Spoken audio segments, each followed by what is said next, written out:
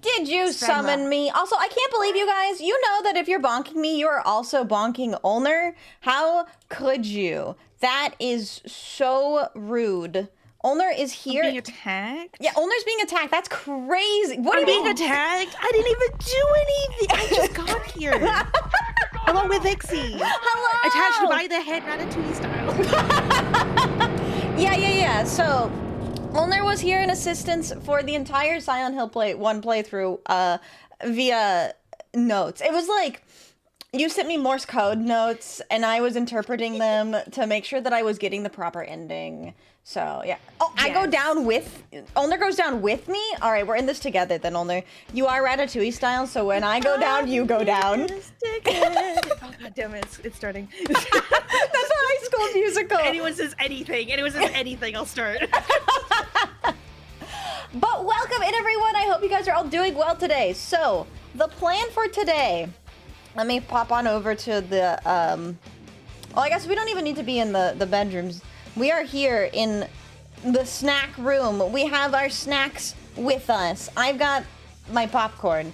𝖉𝖙, what did you bring for your snack? Please feel free to show it off. Oh, God.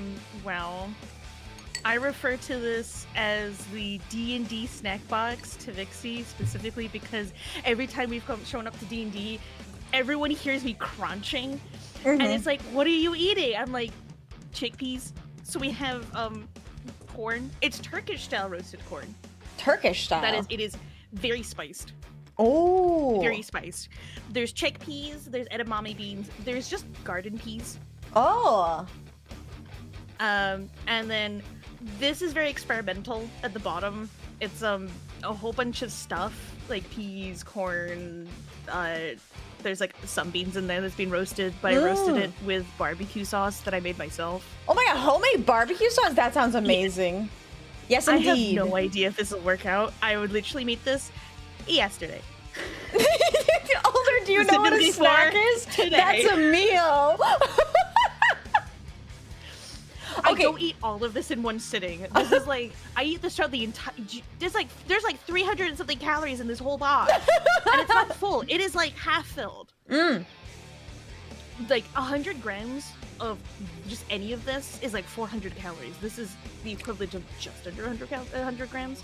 And then my lunch that I didn't get to eat because I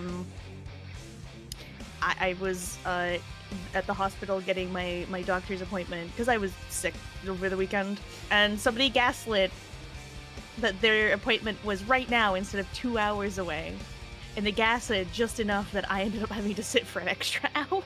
No. Also, so we have an egg mayo bagel with mixed leaf. Yeah, mixed leaf. We do I also made have all of this myself except for the bagel. I don't want to bake bread. I don't think I could bake a bagel. Also, your drink is very aggressively fizzing right now. Is it okay?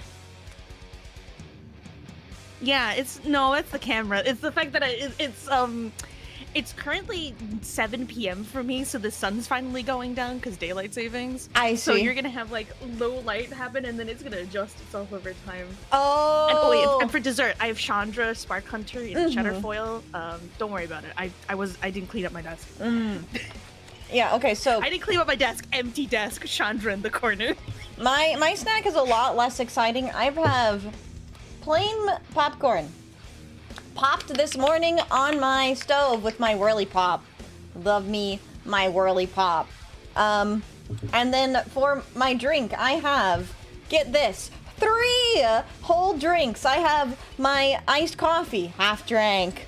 I have my water bottle, full, water bottle covered in stickers, full. And my Pocari Sweat, half drank. Yeah, let's go. All right. My Yes, yes, and yes, Ulner was my, Ulner and I had the Valentine's Day date. That is who is joining me today. So, Ulner is our resident Silent Hill expert, right? You have credentials. I really like horror games, despite the fact I don't play them on stream because I care about immersion a lot. Oh, understandable. And so, Ulner has been rooting me on throughout my entire Silent Hill playthrough, and provided me a guide after we achieved the bad ending on Silent Hill 1. Ulner provided me with the very vague information on where I needed to go and what I needed to vaguely find in order to steer me in the direction. It was really vague. Yes, I have the notes actually. It was. Let me clear my throat. What the heck? Hi, Pluchy. Thank you. Yeah. With spoiler tags too. I spoiler tagged the whys in there, so you got the vague of what you should be, where you should be, and what you should be doing, and whether to stop. And then in the spoiler tag is a vague reason why. Oh, what the heck? How the heck? There. Okay, I have to jump to the pinned message. It was Silent Hill, but it's vague location hints with spoiler tags on why. 1. Police station. Spoilered. 4 important information, I believe. And because I'm the expert note taker, obviously. I did actually have notes in the police station. I believe, and correct me if I'm wrong, I think the important information that I needed from the police station was the information on the plant, right? Yes. Let's see, what is it called? White Claudia. Yes, plant. Rich lesbian aunties vibe? Is that true, Ben? Is that what you think? Yeah. Yeah. I mean, look, clearly I spent $20 on this. Definitely not $20 for in total for, I think it's like a kilogram bag of each thing. Oh my god. Oh yeah, good question, Inferno. We are just going to be using information from my little head, my little notes, what we have experienced in the game, and then whatever Ulner has interpreted themselves, and then we're gonna like go together. Yeah, any information that is like extra that is outside of the source for context on this one, there's a lot of stuff that's in the comic/manga about Lisa that makes the context of Lisa's story in Silent Hill 1 significantly better. I might refer to that occasionally. Okay. But that's mostly because you're not going to have that media when you play the game. Yeah, so any extra information that isn't directly from the game, I will only be getting from Ulner. Oh, that's why you're wanting was specifically from the manga and comic. Gotcha, yeah. So anything that I get about the game that isn't in the game is only from Ulner. We're not pulling any outside resources. Or I'm not pulling any outside resources. Ulner is my outside resource. That's why Ulner's the expert. I play this game a lot. Yes. I know the speedrun strats. That is good. That's my credentials. I know someone who used to speedrun Silent Hill games. You know, I mean, it did help me with the final boss. Twice. True. So, there you go. I like that you just never did the fight. Yeah. Well, I think I did actually try the first time, but I think I ran out of bullets. Shoot 7 times and then ran. Yeah, that's true. I guess I did do End that. the life.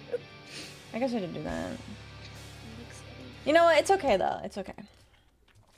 Are you familiar with the Book of Shadows additional Silent Hill book? Mm-hmm. Oh, you are? That's good. I don't play Book of Shadows. Don't? Okay. Don't. It is not only...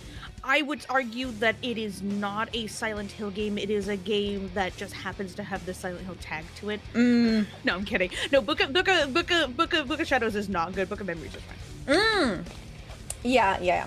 Okay. Good to know. All right, continuing with my Silent Hill but vague location hints. 𝖊𝖊𝖊𝖓 Hospital, normal world, quotations, or parentheses, before entering the other world. Oh, I know his Book of Memories. important information and a bottle you can fill. So the information, I think this was one that led me astray because there was a slight discrepancy between versions of Silent Hill 1. Can you explain that? So in the NTSC version, which for anybody who is a Zoomer or doesn't know what a CRT TV is. Okay, wait, I'm a Zoomer, but I do know. So, CRT TVs, TLDR, the photons go into tube and fire into screen, make picture. Ooh. But because of that, each region, specifically Japan, North America, Australia, and Europe, with like the rest of Asia being mixed, tend to have two different types. They're referred to as PAL and NTSC. The very, very short layman's terms is the frame rate is probably the most important thing. There are two different frame rates, and how it's played functions from console to screen is different. But because of that, there's now two versions of the game, PAL and NTSC. Right. Any game that is in that particular like era of consoles, especially in speedrunning, they'll tell you which version to play because there's actual differences between the two. Crash Bandicoot, you play on PAL region because it has way more glitches attached to it than NTSC. Good for me, because I'm European. But NTSC version of Silent Hill removed I do believe it's a newspaper clipping. Yes, that was exactly what it was. From the Hospital. And as a result, you lose a big chunk of information. And it's actually quite vital information. Yes, I think I actually wrote it down. But yes, that was exactly what I understood, is there was a newspaper clipping that was removed from the hospital. I think I went back and found it. Let me see if I wrote it down. But basically, also what I understood, I didn't even know it had anything to do with like the actual CRTs. I literally just understood NTSC versus PAL was like North America versus Europe. That's all I understood, which I guess was just enough to be dangerous. Yeah. So it's basically that in no think head empty terms. Yeah. Yeah. Just let's see. I made playing Monster Hunter online really annoying because PAL region didn't have the network card. They never actually released the network card for PAL region, so I had to get an American PS2. Really? Oh, you know, there's actually a random note as I'm looking for this note is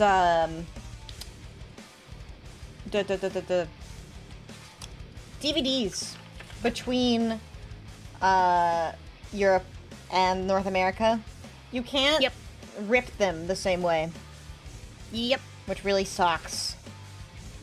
So, okay, I don't know if I actually did write this down. I swear I did, but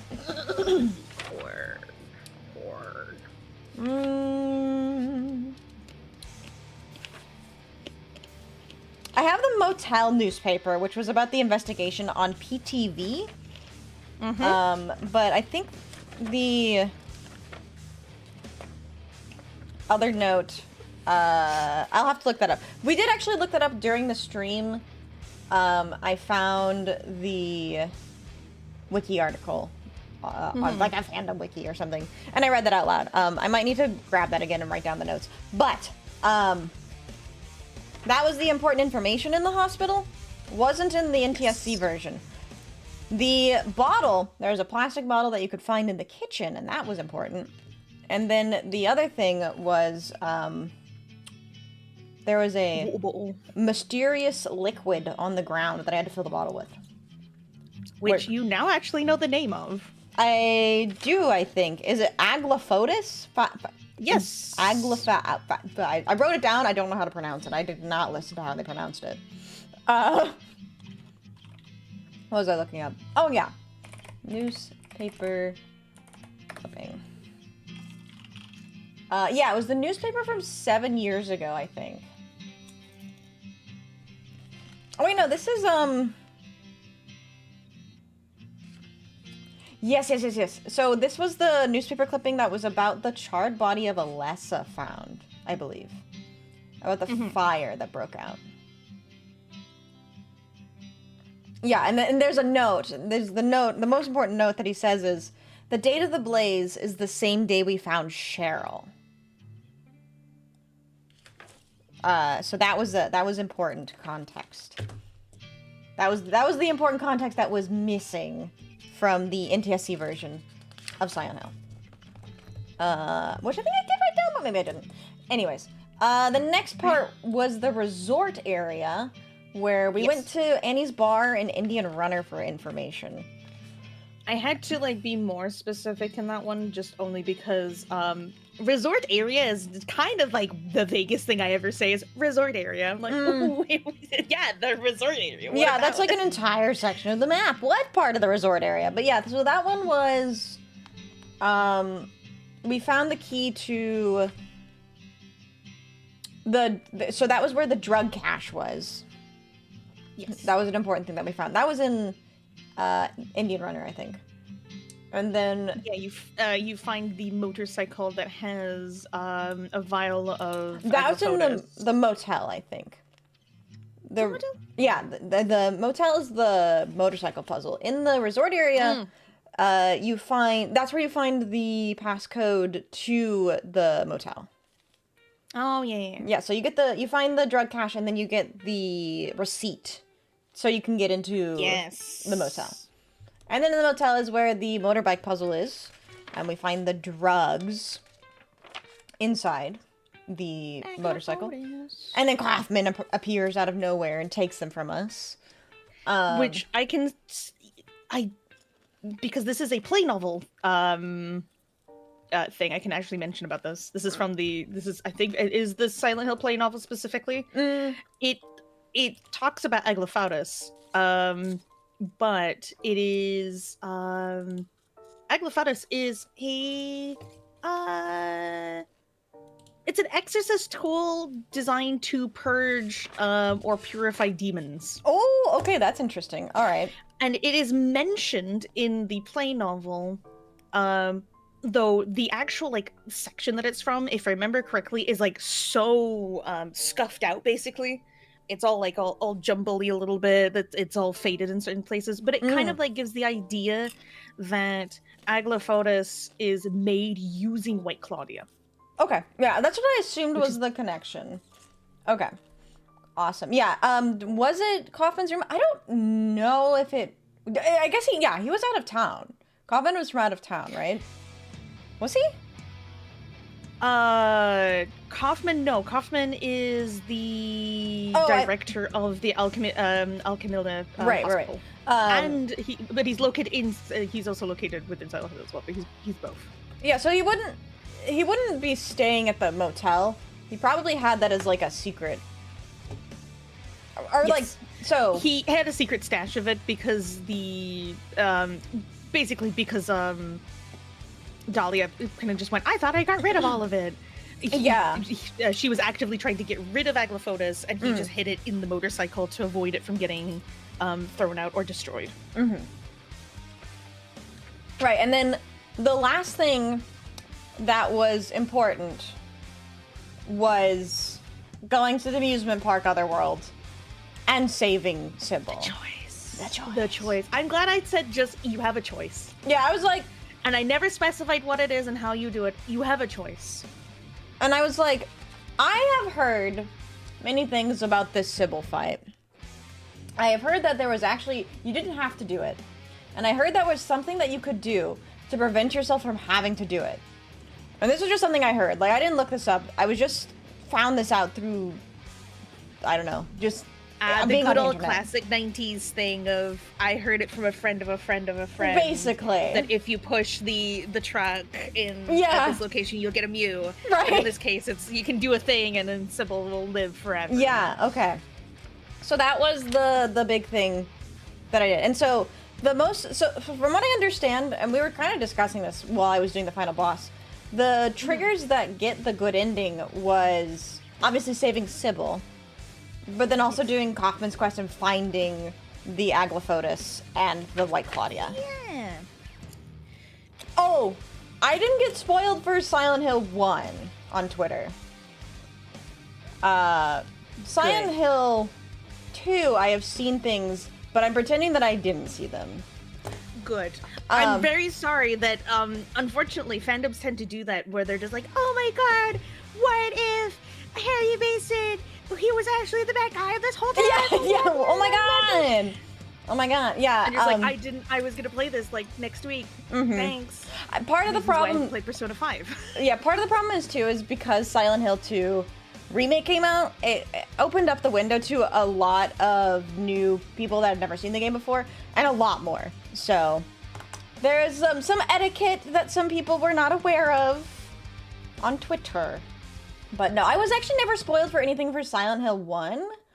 I guess the only thing technically, but I asked, so like that's on me, was the joke ending.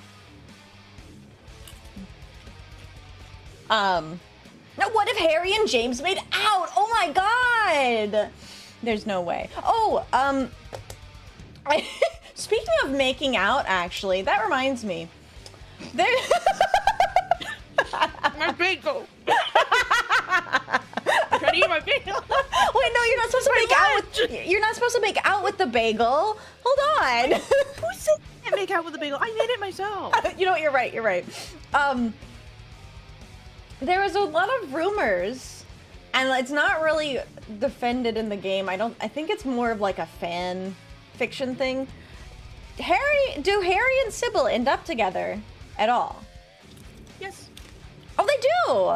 Okay. It is implied very heavily that they end up looking after 𝖍𝖆𝖊. 𝖍𝖆𝖊. Not the rapper. Very heavily implied that they basically are together from there on afterwards. Awesome. Okay, so that is implied. I didn't know if it was a fan fiction thing or if it was real. Okay. Yeah, 𝖊𝖙 also has a tarot cam. This is where 𝖊𝖙 does tarot readings with magic cards. So when you pull Chandra Shatter foil, what does that mean? Well, it's not the worst card out of the shadow foils for Aether Drift. So you're not having the, like, it's not the worst luck you possibly could have gotten in your shadow foil experience. However, it is going to sit there for essentially an entire year before it finally sees use in a Mr. House deck. Oh, well, I mean... So be patient. Yeah, so this is Temperance. Chandra's Temperance. Be patient. Be patient. She'll have her time. Same as the Foundation's Llanowar Elves. Yes, of course. Finally having its time in a $90 deck, thus doubling the value of the deck to 180 because of one Llanowar Elves. Okay. All right. So, I'm trying to think, because the other things, obviously there's like a whole lot going on outside of just how to get the good ending, because we got the good ending. Alden and I were talking about it too. The fact that I did not know I was playing on hard until the final boss, which was funny. I was timing it. I was like, this is past 3 minutes, Vixie. You should be on hard. I didn't know. Hard mode is 6 minutes. It's 1 for easy, 3 for normal, 6 for hard. It's only 1 minute for easy? Oh my god. You know, okay, so I also found out, I was checking the VOD back. My controller was drifting the entire time I was trying to do those tight circles. Which is why you kept stopping, because if Harry makes any moment of a hard 90-degree turn, he immediately stops because it's tank controls. Yes, so my controller was drifting. I don't know if it's actually the controller's fault or the emulator's fault. My mind is actually on the emulator because I haven't had any drifting problems. What do you use? I was using DuckStation. DuckStation is usually fine. I was like, yeah, if it's DuckStation, that's the one you should be using. Or Swan Station, either or. Depending on if you're using RetroArch or not. Swan Station's the fork of it. But, yeah, that's, Yeah, it was strange. I'm not sure. Obsidian said maybe the boss caused the drift. I could have accidentally damaged my controller over time as well. I don't know. We'll have to see. I'm not playing any. How long are you using that controller for? It's a few years old now. I mean, if you're using that multiple, give or take, times a week, it will wear off faster. Yeah, I'm sure if I'm doing it for an hour of just hard pushing on buttons too, it's probably not good for the longevity of a controller. Not to mention, dust can get under the contacts, which also causes drifting. I also have the privilege of having very hot and sweaty hands, so I'm sure that doesn't help either. But hot and sweaty hands. Yeah. Okay, I will just dunk my hand in baby powder and then hold it, and you'll never be moist ever again. You'll have the driest hand in the side of the universe. I mean, my hands don't sweat until I start playing games and I'm getting like really into it. Well, yeah, because that's actually what happens. You're not only you're also like clasping onto something for a long period of time. Hi, I do weightlifting. The reason why you use chalk or resin on your hands isn't just because grip, but it's also the fact your hands are going to start sweating aggressively while you're doing this, and it's going to try and like slick your hands enough to like slip and slide on the freaking bar, and you're just like, oh no, I don't want to do that in the middle of a 280 deadlift.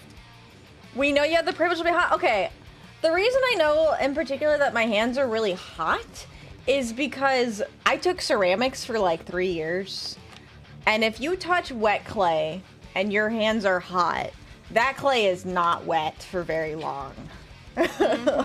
So I dried out the clay really fast. And so, you know, on my controllers and my keyboards and stuff, I guess I also wear things down just because of how hot my hands get. But either way, despite my hot, sweaty hands, I was still able to beat the final boss in Silent Hill 1 on hard mode. And the fact the controller is drifting. So, I'm proud of you. I'm gonna do it for 2, and actually, no, 2 and 3 will be easier in controls. They're way nicer. I think 2 is basically the standard that they start using. Okay, that's good for tank controls. It's why people like 2 the most. Really? It is the most Silent Hill. Gotcha. Okay. Like that is like people actively ignore 1 often. Because Silent Hill 2 fixes everything. Right. Yeah. Including you're not just tank controls. It's a racing game tank controls where if you turn wrong or you bump into anything, you lose all speed. Yeah. That's gone. Good. Combat's good too as well for melee. Okay. Well, that's good to know. That's good to know. I will be looking forward to that. Because, you know, I will say, as obnoxious as Silent Hill 1's controls can be, boy, did it train me for any kind of future tank control games. When I played... make you play Kingsfield? Okay. It's even worse. Okay, you know, that's probably... Your up and down are on your trigger buttons. No! Look up, look down. Oh, no, wait, but I did that. No, you know what? Actually, no, you know the game that probably trained me the most for tank controls? You're gonna laugh. 𝖵𝖊𝖓𝖙. I was about to say it, but I have corn in my mouth. Is it 𝖵𝖊𝖓𝖙? But think about it. Think about it. They have the like look up and down with 2 different buttons that aren't your mouse. Okay, I know. I had to bring up 𝖵𝖊𝖓𝖙. Everything is 𝖵𝖊𝖓𝖙. Days since apparatus mentioned, no, we should actually make that a thing. That's like me a day since Stonekeep mentioned. It's either apparatus or pathologic. It's one or the other. Someone said they hit 1995 MS-DOS, Interplay, Dungeon Crawling Experience, Stonekeep. Oh, FMV Stonekeep. You know, one of these days, I'm sure I will try it because I am intrigued. I am very intrigued. Yeah, because I keep talking about it. Yeah, I mean, you already turned me on to Zero Escape. Like, clearly, I like your taste in games. So you'll question my taste when you start playing Stonekeep. I mean, we also bonded over our love. That's in my baby's first games collection, which is why I love it so much. Same with Diablo 1, but Diablo 1's good. That's a different thing. I mean, we did also bond over our love of Daggerfall, so. Which is also good. It is a very good game. All right, well, I think we've gotten all the big thing, like big overarching, how we got the ending and all that jazz. So we could either watch the endings or we could I think we should probably start with watching the endings and then we can discuss what is happening, I think. Because there are 2 endings that I missed. Right? Because, well, 3 technically. There is a joke ending. Which I wasn't gonna go out of my way to get. But we also missed the good ending from the first playthrough, which I think is just called good ending. Mm-hmm. And it's then, good and good plus. Yeah, and then I missed the bad plus ending. So, yeah, I think I found a video with it. Let me double check and make sure that this is what I need. It's from retro game footage. That's a good sign. That seems good, right? Yeah, I think so. Okay. I'm gonna let me see what the timestamps say. Why are there so many timestamps? Isn't there 4 endings? Oh, that's nice. They have the bad ending and credits, and then bad ending credits scene, and then bad plus. Okay, cool. Alright. Alright, let's start with the bad ending, which is the first ending that I got in the game. I will send you this link as well. Also, that's all. I was gonna say, is it from Silent Hill Memories? No, I think the site. This is PS. That has all of them too. That has all of them as well. Oh no, that's funny. This is retro game footage. I'm not sure. I'm not sure it is. Yeah, Silent Hill Memories is a surprisingly good amount of information for Silent Hill. Really? That's good to know. Hello? There we go.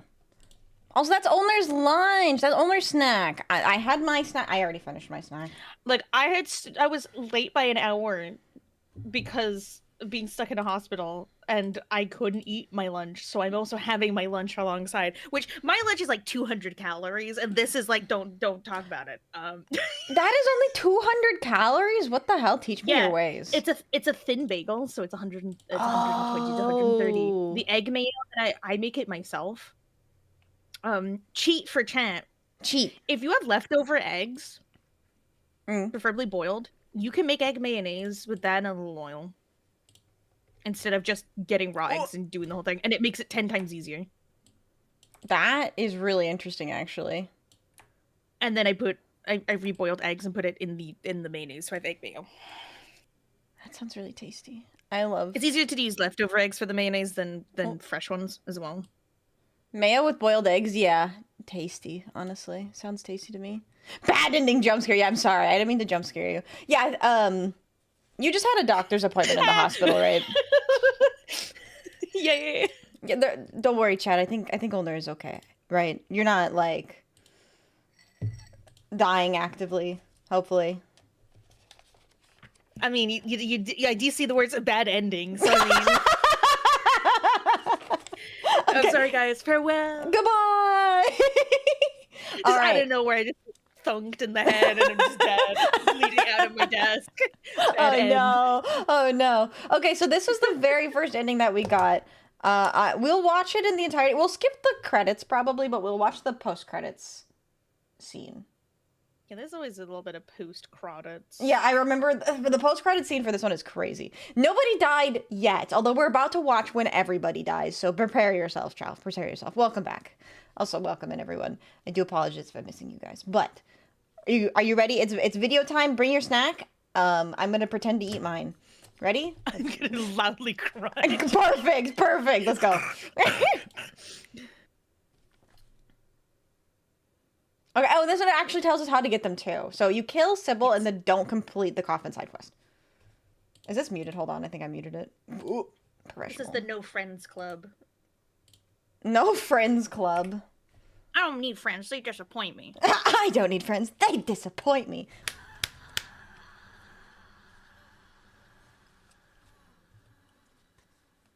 So same boss fight. Not really. It's a slightly different boss fight. Cheryl. Thank you, Daddy. Goodbye.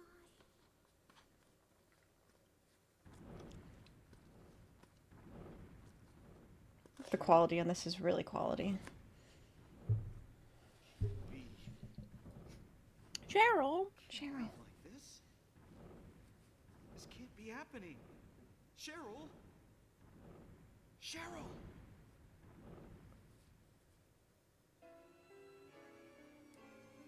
Ooh. Oh yeah, it's really quiet actually. Music is really good for this part though. Let me turn it up slightly. It's such a banger. So this happens like I said, it's you. Oh my god, hiccup. You kill Sybil at the amusement park. And then you don't do any of the Kaufman quest line. And the way the boss Specifically, it's very specific. Oh, you is don't it? find the vial in the resort area. In the motorcycle. You can do the entirety of Kaufman's questline, but don't open the motorcycle. And you could get the red vial and still shoot Sybil and kill her.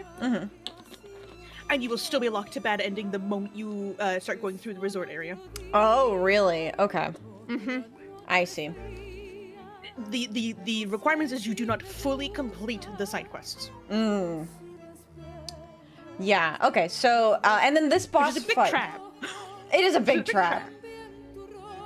The boss fight for this one is, if you saw the, like, angelic, because it's Alessa/Cheryl. We will get to the whole Alessa/Cheryl thing eventually, but we'll watch all the endings first. The boss that you fight once you get to this point in the game is like an angelic looking monster. Yeah, it's God. It's God. Yeah, that is the thing. It's a representation of God. And the way you end the boss. So what is the actual way you beat this boss? You shoot her. You do shoot her.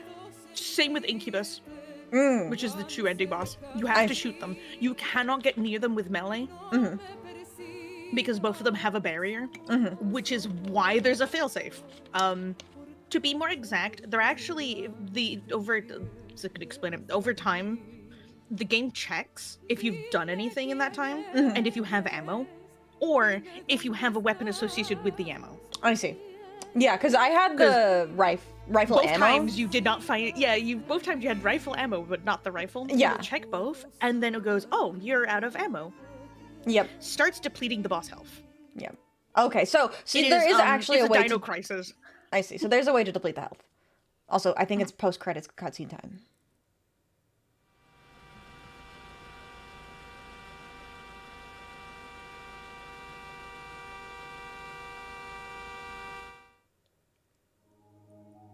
Yeah, so like the implication for this one was that he just... Also, they didn't do the... It's in your head. Yeah. In your head. In your head. So it's not that he offed himself, it's that he died in a car crash, right?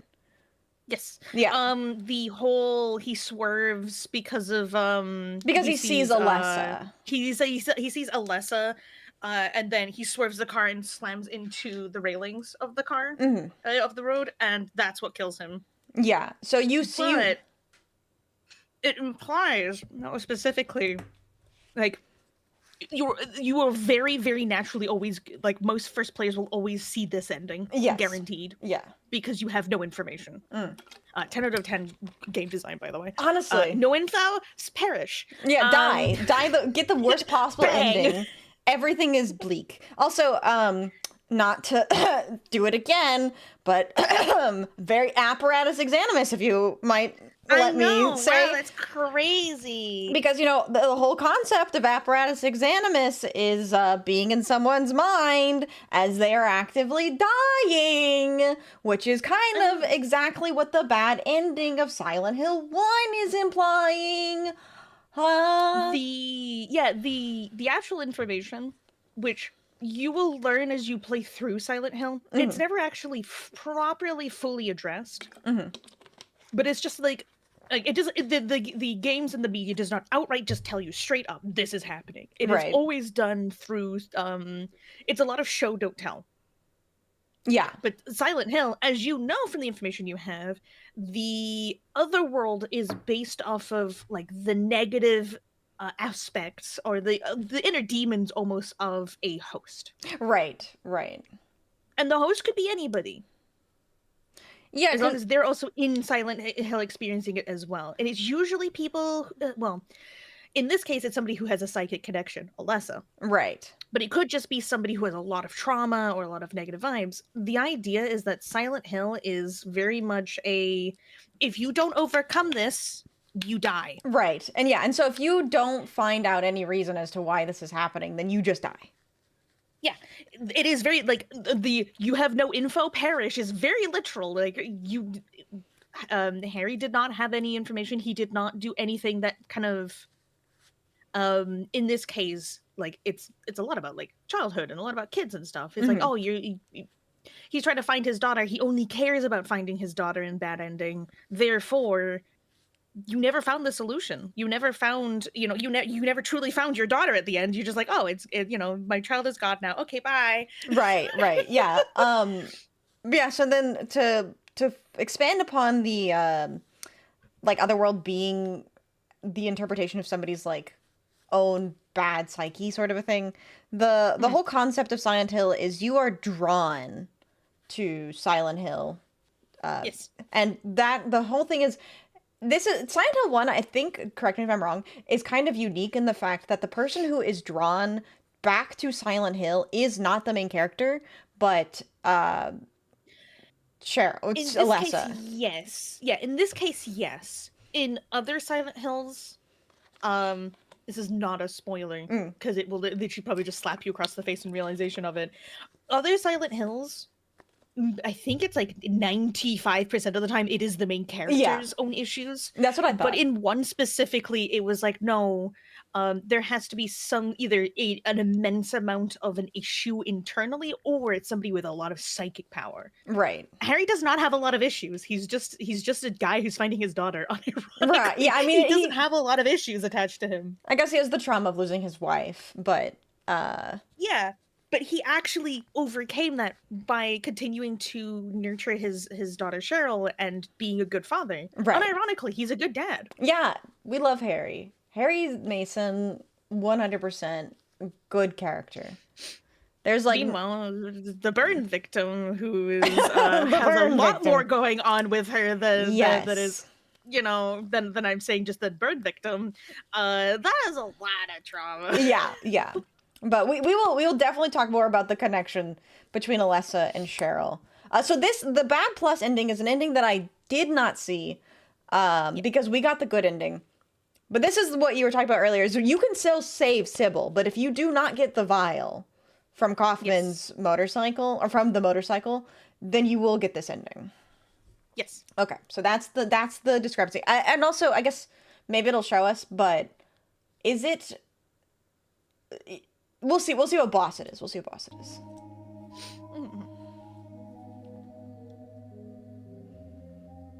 Music is so good.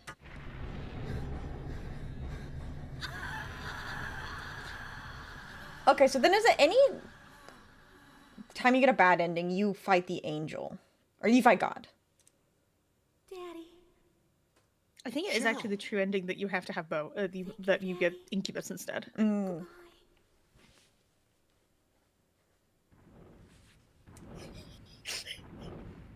Cheryl? Can't be. Okay, so this is like the same. Can't leave like this. You get the same ending as the bad one so far. Can't be happening. Cheryl? I wish that was me. I'm going to say that from now on. Thank you, Daddy. Goodbye. Ooh, different. How it's delivered. I know, it's a very funny delivery. Very funny delivery. These old ass games and their voice line delivery peak. Absolutely peak. Mm-hmm. I think Silent Hill 1, especially the opening, like with Sybil and Harry, when they're like introducing each other, and I don't even remember exactly what they say. Have you seen a little? Every single time Harry goes, "Have you seen a little girl?" Have you seen a little girl? Yeah. Black hair, about 7 years old. It's like a vocal stim at this point. Like, I'm already living the She's bald and she's torturing people with hair. It's stuck in my head Wait, from what is- Totally Spies. Oh my god. I'm very sad I missed out on that one. I think this, so this is the big ups to the person who posted this. They actually name every single song in these outros. Big shout out. So the first ending was Esper something. I'll check that. But this ending is she. I think her. So looks like there is actually a different post-credits cutscene for this one. Yep. But the post, so the boss is the same. You fight God in all of the endings that you fight a final boss. Yeah, I just refer to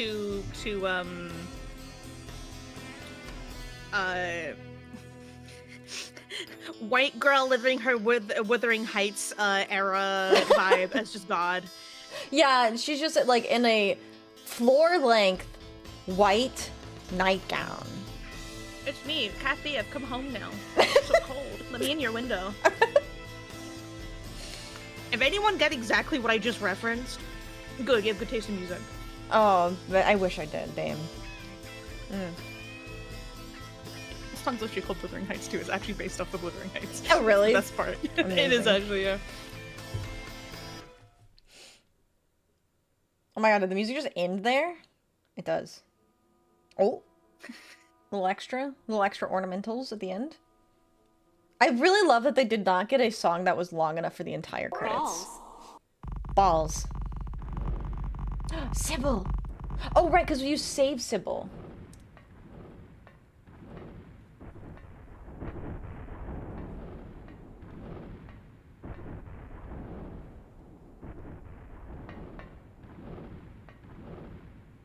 Oh. Harry. Go.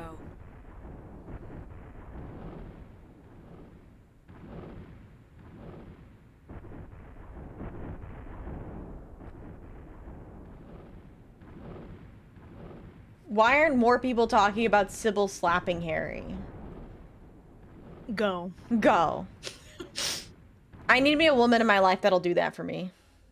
Immediate, like, heavy metal playing as soon as she says go. Wait, so that's it? Okay, so you don't even get, like... Yeah. Because in the Yeah. first bad ending, you get, like, the post-credits. Oh, he's dead. You just get Sybil slapping him back and going, go. As in, like, get going, move, you still have a chance levels. Mm-hmm.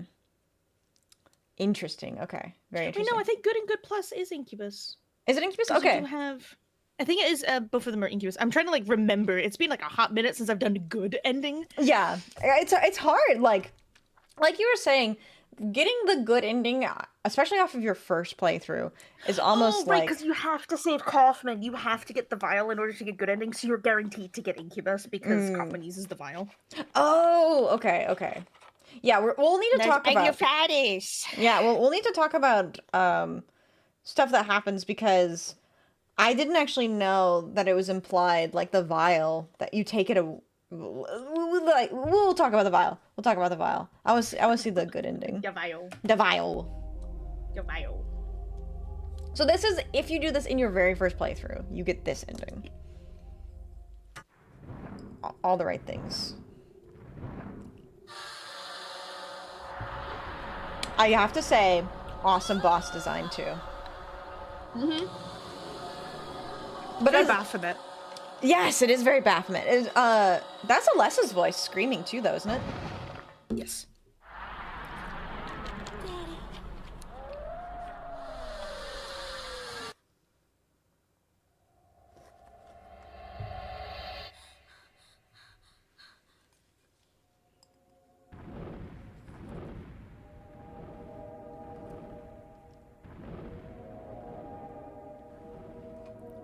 𝖕𝖊𝖓. Oh, the butterfly foreshadowing? Yeah, there is a lot of butterfly foreshadowing, isn't there? Well, yeah, because it's a symbol of transformation. That's true. That is true. Oh, that was just nothing but barbecue sauce. Awesome. That's That so... is just a giant dot of dried barbecue. It's actually really good. The fact that you said that right as the baby was coming out, too. OMG, what the fuck, barbecue? Oh my god, it's just barbecue sauce. She just gave you a bottle of barbecue sauce. Why is my daughter giving me barbecue sauce? What the fuck? Oh my god. Imagine if that was actually Cheryl. Cheryl.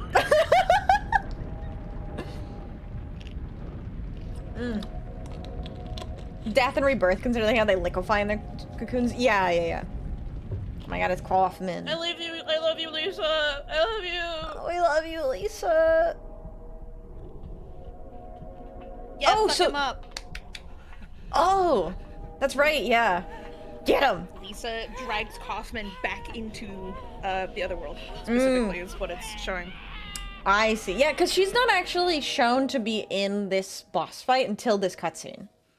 Mm-hmm. Yeah, so she, like, transports herself there. Run, Harry, run. Run, Harry, run, Harry, run, run, run.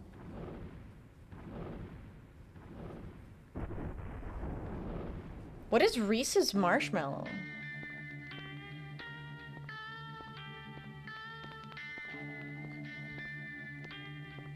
Nothing compared to this absolute banger of a track. I know, I was like, hold on a second, this is so good. Yeah, this one is Killing Time. Oh my god, isn't there... I know, there's a song I know with lyrics called Killing Time. Or is it Closing Time? No, I'm thinking of, Alkaline Trio has a song... I don't remember the song.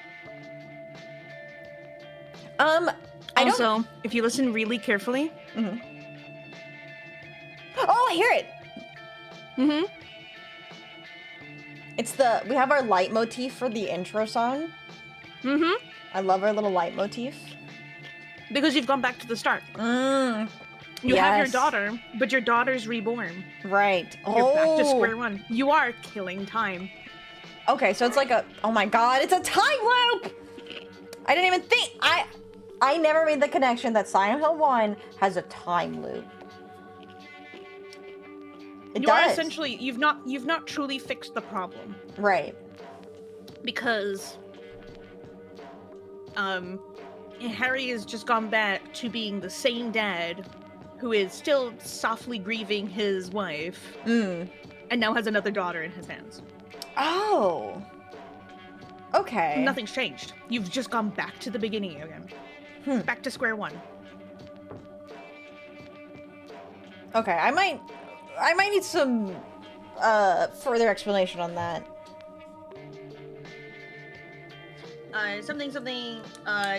Silent Hill wants you to improve. Be better. Right. Do better. Right. So, in the case of Harry, nothing's changed. He's not done anything better. He's solved the problem. He's found his daughter, and then he's just gone back. I see. He himself has not changed as a person, and there's no influence around him that's changed it. You've just solved the problem. Okay. But it's a good ending, because you're not dead! I see. Yeah, so you're not dead, but you didn't really... And nobody hates you. Yeah.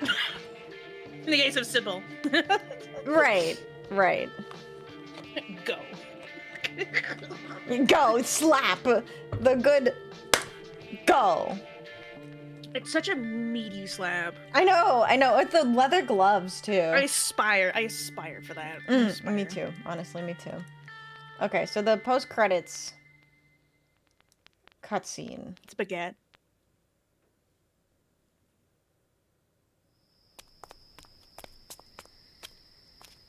Oh! So he literally does just come back. Yeah. Oh. He just comes back, like, it just all goes back into a full circle, except not literal, but just everything goes back to normal. Nothing has changed. Also, the baby looks like a loaf of bread. The baby does look like a loaf of bread. Okay, so... That's interesting. That is very interesting. So... He does everything right, but that still doesn't mean that he's done learning from Silent Hill. Because Silent Hill, like, going to Silent Hill is an experience in itself. Yes. Because you cannot leave Silent Hill until you are through, like, it's almost, the whole butterfly motif is Silent Hill. You are going to Silent Hill to transform as a person. Okay. That is, like, unironically, that is literally what Silent Hill is. Silent Hill is a it is a metaphor for change, but it's also a metaphor for change from something that is incredibly bad and negative. In Harry's case, it's, I lost my wife, I am a single father, and my daughter's gone, and I don't know where she is. Right. And I'm lost in this town, I'm surrounded, I've got people around me, but I don't want to interact with these people, I just want to save my daughter. Yeah. So Silent Hill is actively going, no, stop doing shit alone. So that was my next question. My follow-up question was, so what is Harry supposed to be learning here, other than like, it's supposed to be to rely on other people? More specifically, and this will, when you go into Silent Hill 2 and 3, you will feel this a lot more. So I'll put this on the table for you to consider. Okay. Every person that is in Silent Hill, more specifically in the other world. Okay. Silent Hill, because in the other games, Silent Hill, the quotation marks, is no longer the town Silent Hill. It's kind of like just like the SCP entity Silent Hill. Okay, yeah. Good way of describing it. But everybody who is in the other world has something that it needs. It's therapy. They need something that they have to fix, and they're having to go through the other world to get through that or die. Okay, I see. So it's like literally everybody has to deal with it. Yeah, literally learn from your trauma or die. Yeah. It doesn't even have to be like trauma. It could be something that you feel so much about. Like, I don't know. I'm gonna, like, what if, for instance, I killed Vixie. I feel so much guilt about it because it was an accident. Right. I didn't mean for this to happen, but I feel like I killed you and I feel so guilty about it. Because that guilt is overwhelming and it is incredibly negative. Silent Hill be like, hey, baby girl, come over here. I'll help fix you up by putting you through essentially hundreds of death traps, but you'll fix yourself, okay? Okay. Don't. So it's like any kind of negative feel. So it could be like, let me think of something.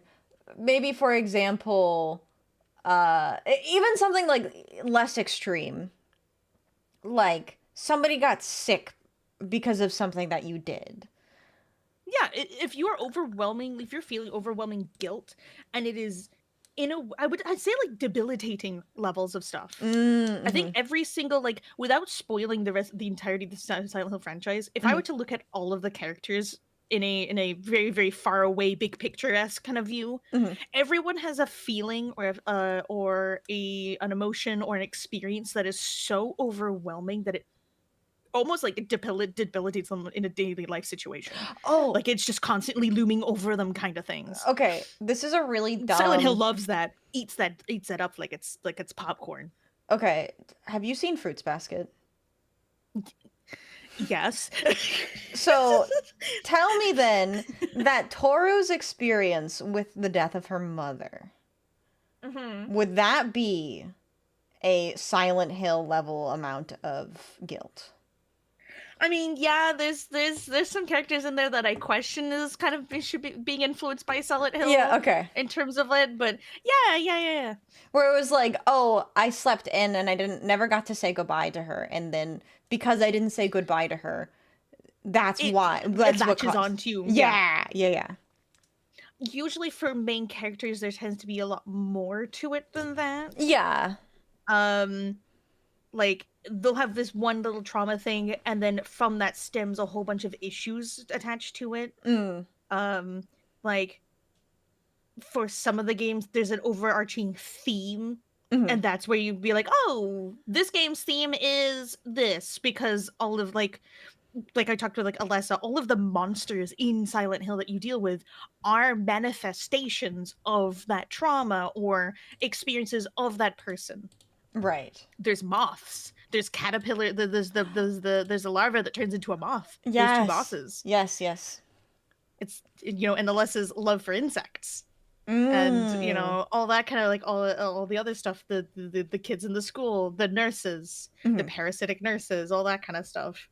They're all tied to that person. So it's they're different for everybody, I think. Yeah. Because not everybody sees the same thing as Harry does. Right. Yeah, that was another thing. but it can be different for each person, unless they're like actually tied to that person. In the case of Harry, is very tied to Alessa in more ways than one. So he's got all of Alessa's things to deal with instead, where 𝖉𝖊 might have not had to deal with any of that. Right. Did not really see many of those monsters, just had to deal with her own internal struggles with stuff while in the other world.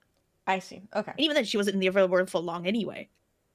Yeah, that's a good I question. think she's the most normal, actually, unironically, Yeah, out of the whole group. I figured She we'd is the most probably normal.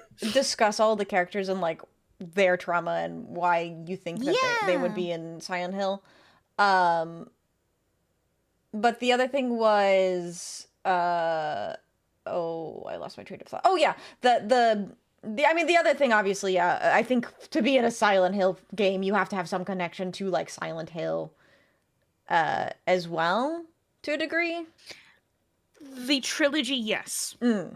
Any of They the very, very much let go of that in the later games and put it more as it's an entity, it's an existence that seems to be in it, like hovering around the entire world and everybody in some shape or form. Yeah. Or in the case of like the newer games, more towards very like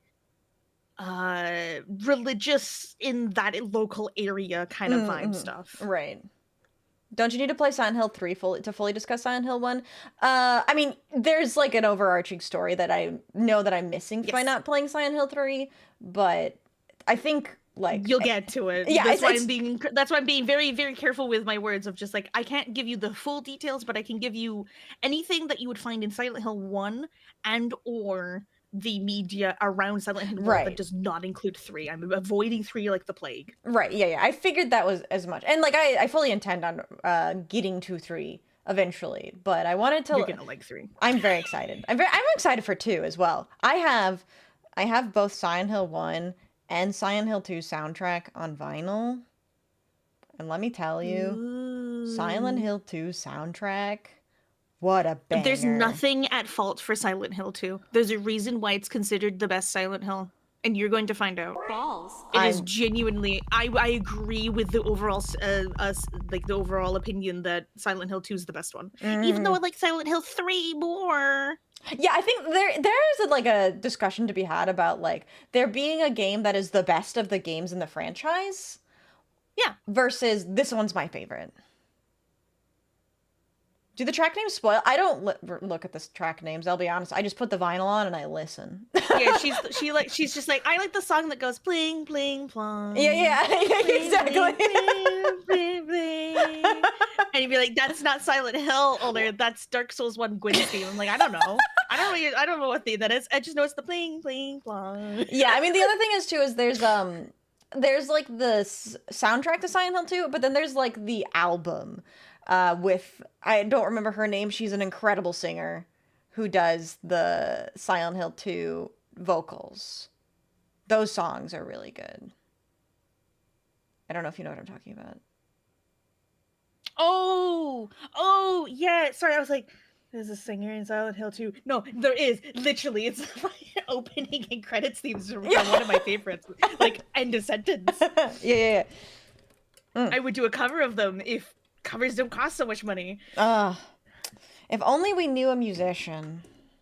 If only we knew a musician who, who does music. That'd be crazy. That would be crazy. Wow. Well, anyways, let's rewatch the Good Plus ending, which is the one that we just achieved last week. And then we will continue our discussion. I think after this we can talk about what happens during these endings a little bit more, and then the specific characters and what happens to the characters. Okay. Good ending plus time.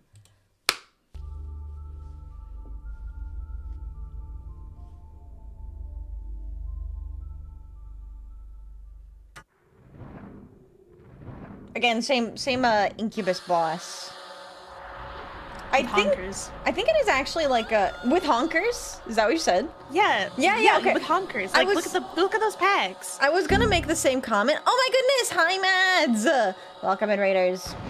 We are currently discussing the Good Plus ending of Silent Hill 1. Speaking of like Baphomet references, Baphomet has honkers. So, yeah, 𝖉𝖙𝖊𝖏 is back. Also a snake pee for some reason. Was there a snake pee-pee? Yeah! Baphomet has a snake pee. I need to go grab my Baphomet.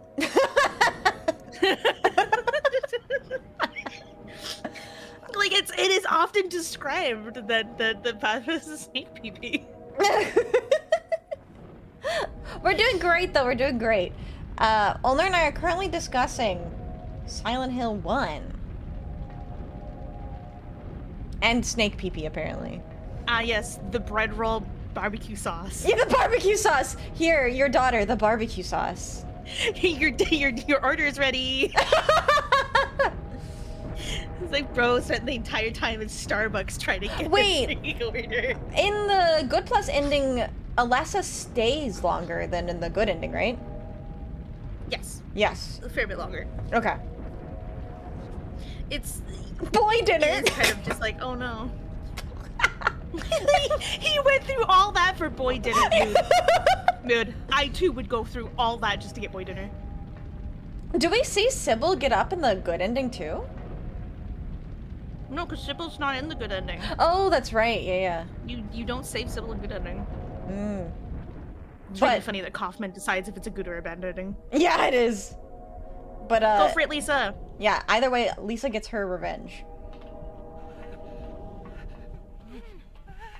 And then drags him back to the other world. What are the theological and metaphysical implications of a snake pee-pee? You know, I'm gonna have to do more research on Baphomet, apparently.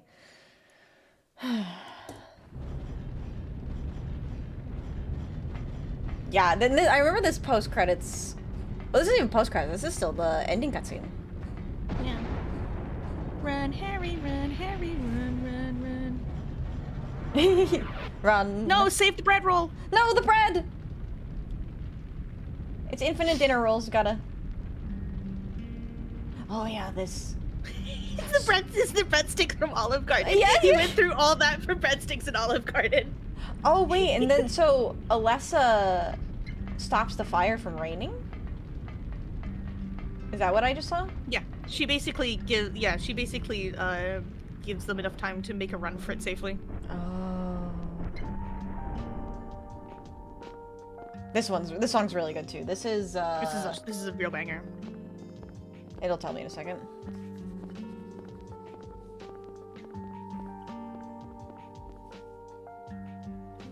Never played Silent Hill, it's amazing. I highly recommend it. I do highly recommend it. Do snakes have pee-pee? They do indeed. I remember I had a traumatic experience once as a child because there was a snake and I thought it was injured. It was not injured. I know, this song is really good. This song is, I was gonna look up what it's called. Hold on, I think I have to, oh god. This is 𝖍𝖎𝖏𝖓 ... I think. It's not really telling me exactly. Or if it's literally called 𝖍𝖎𝖏𝖓 ...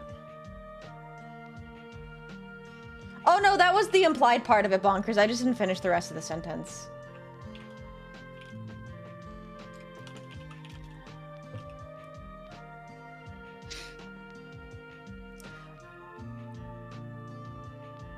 Yeah, this song is really good. I mean, Silent Hill. 𝖍𝖎𝖏𝖓 ... No way I know who Red was referring to in Mount. I have no idea what you're referencing.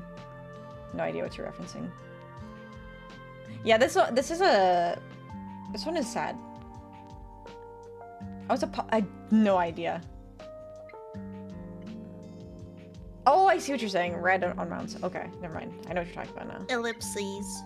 Ellipses. I think Ellipses. I think ellipses are one of my favorite punctuations. I think they just convey a lot of emotion.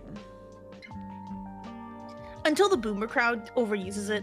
Oh, I intentionally overuse them.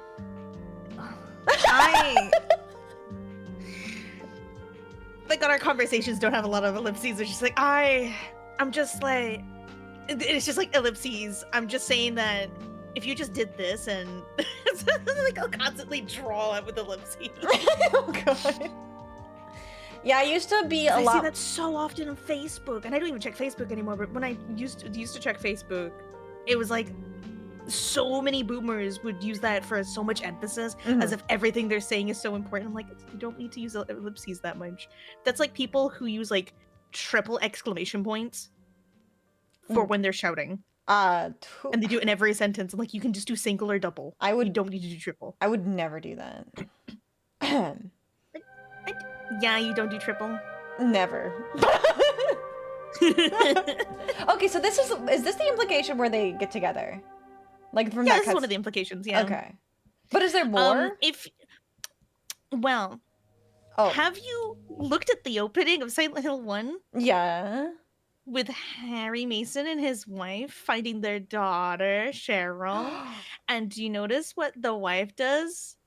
She goes boop on the baby's nose in the exact same manner that 𝖉𝖊 does. Oh, I see. It is 1 for 1, exactly that. So it is like implying that is like the major implication, but later on in other media, it's kind of implied that they got married. I see. I gotcha. Okay. So there's a second, or there's a fifth. I can count. The most banger ending of them all. I never seen this ending. All I know is there's something very specific you have to do. Do you know how to get this ending? There are 5 locations on the map of Silent Hill. You get an item called a channeling stone, which only happens in New Game Plus, by the way. You cannot get it on New Game. But in New Game Plus, you'll get an item called the channeling stone. If you use the channeling stone in 5 very specific areas, and then you just finish the rest of the game, it doesn't matter how you finish the rest of the game. You are locked into UFO ending. Oh, I see. So you still have to beat the entire game? Yes. Okay, you just have to use the channeling stone first. Okay, gotcha. Is it you have to beat the rest of the game? I can't remember which Silent Hill it is that you have to finish the rest of the game in order to get the ending. I know, spoiler, 2 has joke endings too. All of them do. I figured they all did. I think I know about this. They're better in 2 onwards because there's more than one. Oh, really? I didn't know that. I did not know that. There's more than one, and it's a very hot debate on which one of the 2 is the better one, to the point that GDQ has a little poll every time for which ending that the runner has to do. That's funny. Which is dog ending or UFO ending. Yeah, okay. Oh, so, okay. Yeah, I've heard about the dog ending for Silent Hill 2. I will always sing dog ending. I also know about the because of Dead by Daylight, of course. The Princess Heart. And Silent Hill 3. Yeah, Princess Heart outfit in Silent Hill 3. Yeah, that's also used in speedruns, by the way. It's really funny because it's an unlimited weapon. Yeah, isn't it like stupid? It's a really powerful unlimited weapon. Yeah, it's just stupid powerful. All right, let's see what happens in the UFO ending. This is not an ending I ever attempted, so let's see. Use a channeling stone in all 5 locations. Okay. I guess I forgot that the video also tells you how to get these endings, but... I'm just glad you're testing me. Yeah, that is what I'm doing. Yes, it is this game that you have to beat the game. Good. Okay. Or is this just the top of the lighthouse? It might be the top of the lighthouse. It kind of looks the same on both ends. Yeah.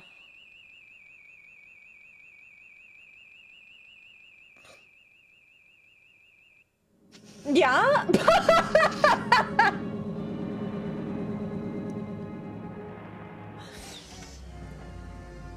It's a very serious ending. Very.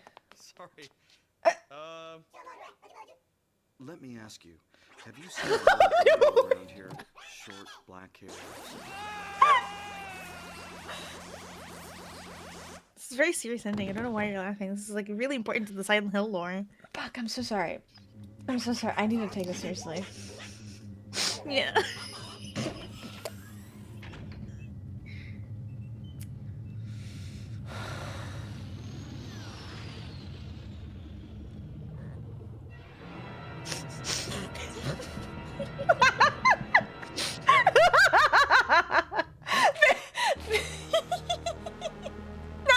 And there you go. Yeah. Welcome to USO ending. Oh my god!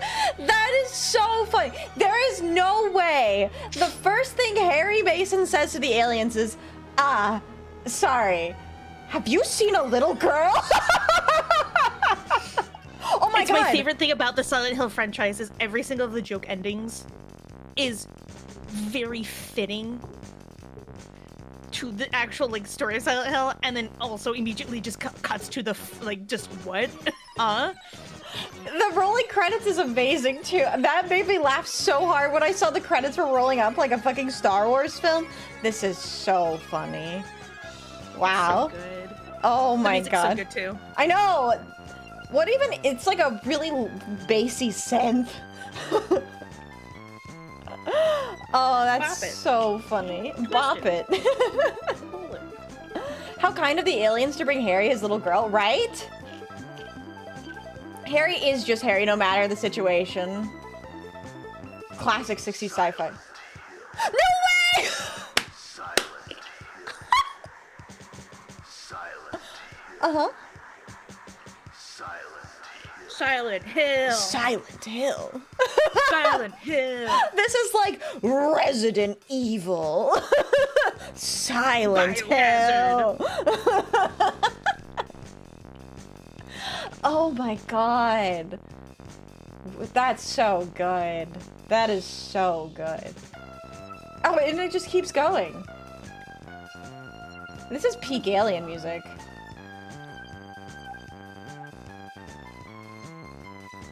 And if someone could do a cover of this, it would be amazing. That would be really good. If only we knew a musician that could do that.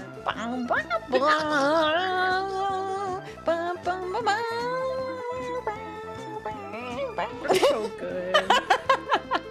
It's so good. Oh. This is very funny. Maybe the only ending that's timed with credit rolls. Yeah, unironically, they probably did write this song for only this ending. Mm-hmm. Yeah, so they would be perfectly timed. The end! Oh my God. The end. The end. The end. Alright, that was everything. That was everything. Okay. Yippee! Congrats on beating Silent Hill. Thank you, thank you. I can't believe we got the UFO ending. That was crazy. It was an amazing speedrun. I hope you got your PB. Yes, I did get my PB. A whole, what was it, like 10 hours? I mean, could be worse. Could be worse. Okay, so before we continue discussion, I think this is a good break moment. I'm gonna go refill my water really quickly. And then, I want to go over what happened to all the characters, and we have to talk about Lisa, because I want to talk about Lisa. I want to talk about Kaufman.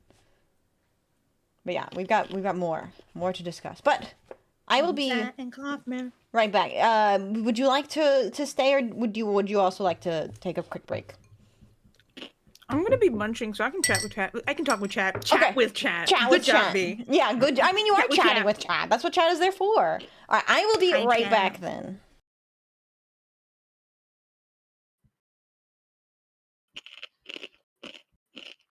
These are the loudest crunches I have ever done. I've never had corn nuts be this crunchy. I'm so sorry. I'm not sorry. I'm not sorry. I'm not lying. Hi, chat. Oh my God. Hi, buggers.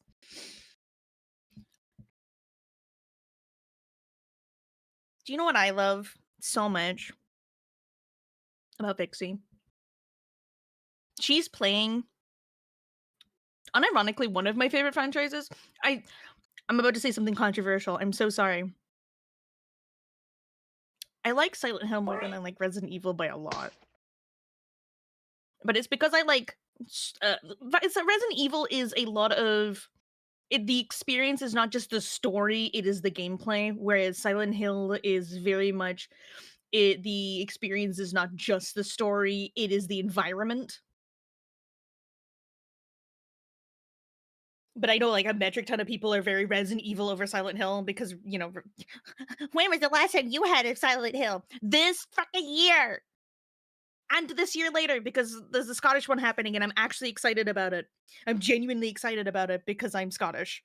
And I can tell you, I can endorse it only because the environment that we found on that we saw in the trailer is actually accurate to Scottish Island. They've actually done their homework. But no, I like old Silent Hill, new with the exception of F. I'm not too keen on. I think F is a sweet spot on the storytelling of Silent Hill again. The gameplay is very different. It is wildly different. It is a Souls-like levels of different. Maybe that's why I found Silent Hill F a lot easier, is because it has freaking Dark Souls mechanics and I'm playing Dark Souls, so maybe that worked out for me. Hello, I'm back. I Hi. heard we were discussing Resident Evil versus Silent Hill. Yeah, I consider it a controversial take because it's very common from like the circles that I'm in that Resident Evil is better than Silent Hill, but I think old Silent Hill is better than Resident Evil. New Silent Hill, with the exception to Silent Hill F, is mediocre. Like, it's not better than Resident Evil as a whole, but especially the newer ones. If it was new to new, Resident Evil's way better. Yeah. But that's mostly because the original storytelling team moved on after 4. Yes. 4, a lot of the staff left, and then after 4, it was completely changed. Right, this is the Silent team, right? Yes. Yeah, I did hear. That's right, Team Silent. I heard about the Team Silent leaving. So I have only played Silent Hill 1 now.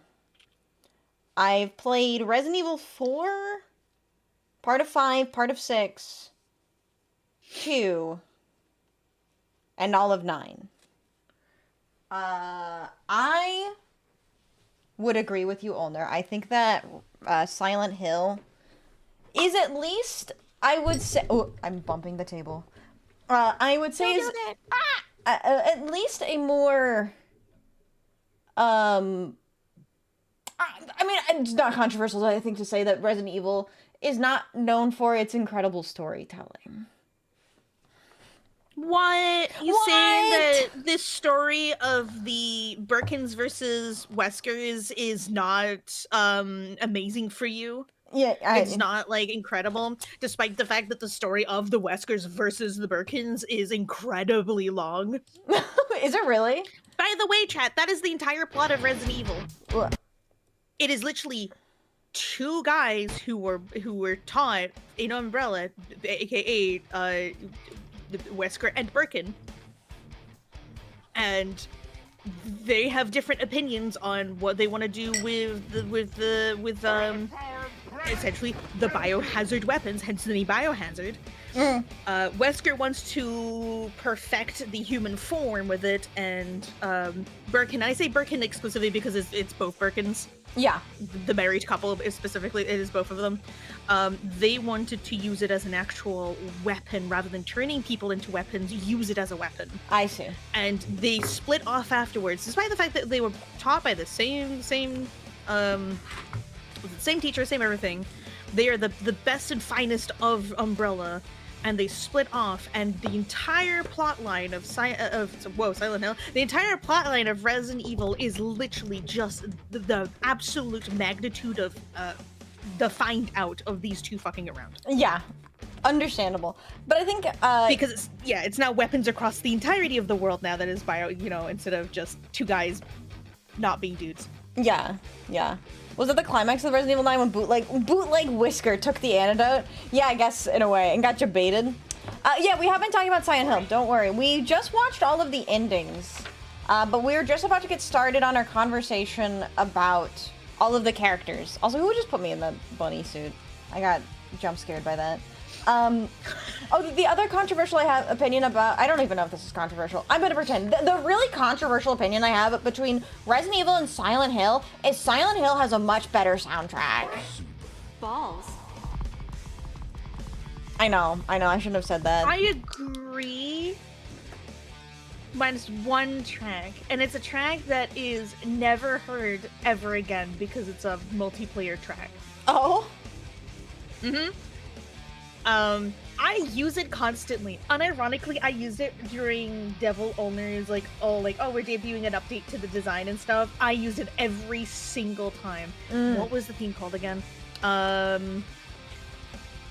Also, honestly, it shows up in a bunch of places. Yeah, you'll have to let me know, because that sounds awesome. I mean, I'm not saying by any means that any of the songs from Resident Evil are bad, just that I am more likely to probably listen to the Silent theme, Hill. The Pressure Is On, I do believe is in 3 Resident Evil games. All of them require multiplayer in some shape or form, and as a result, you almost never hear it.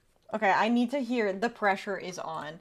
Also, any of the versions. I like the Resistance version the most, which Resident Evil Resistance, such a banger game. I'm so mad they never balanced it properly. And now it's just got hackers and nobody plays it anymore. Oh, is that one of the, that's the live service game they tried to make, right? Yeah, that's the one mastermind versus 4 survivors game where technically the survivors are in a lose-lose situation.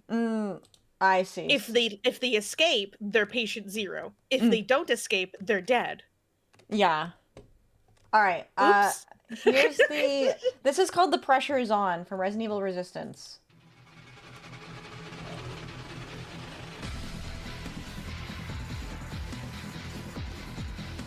All right.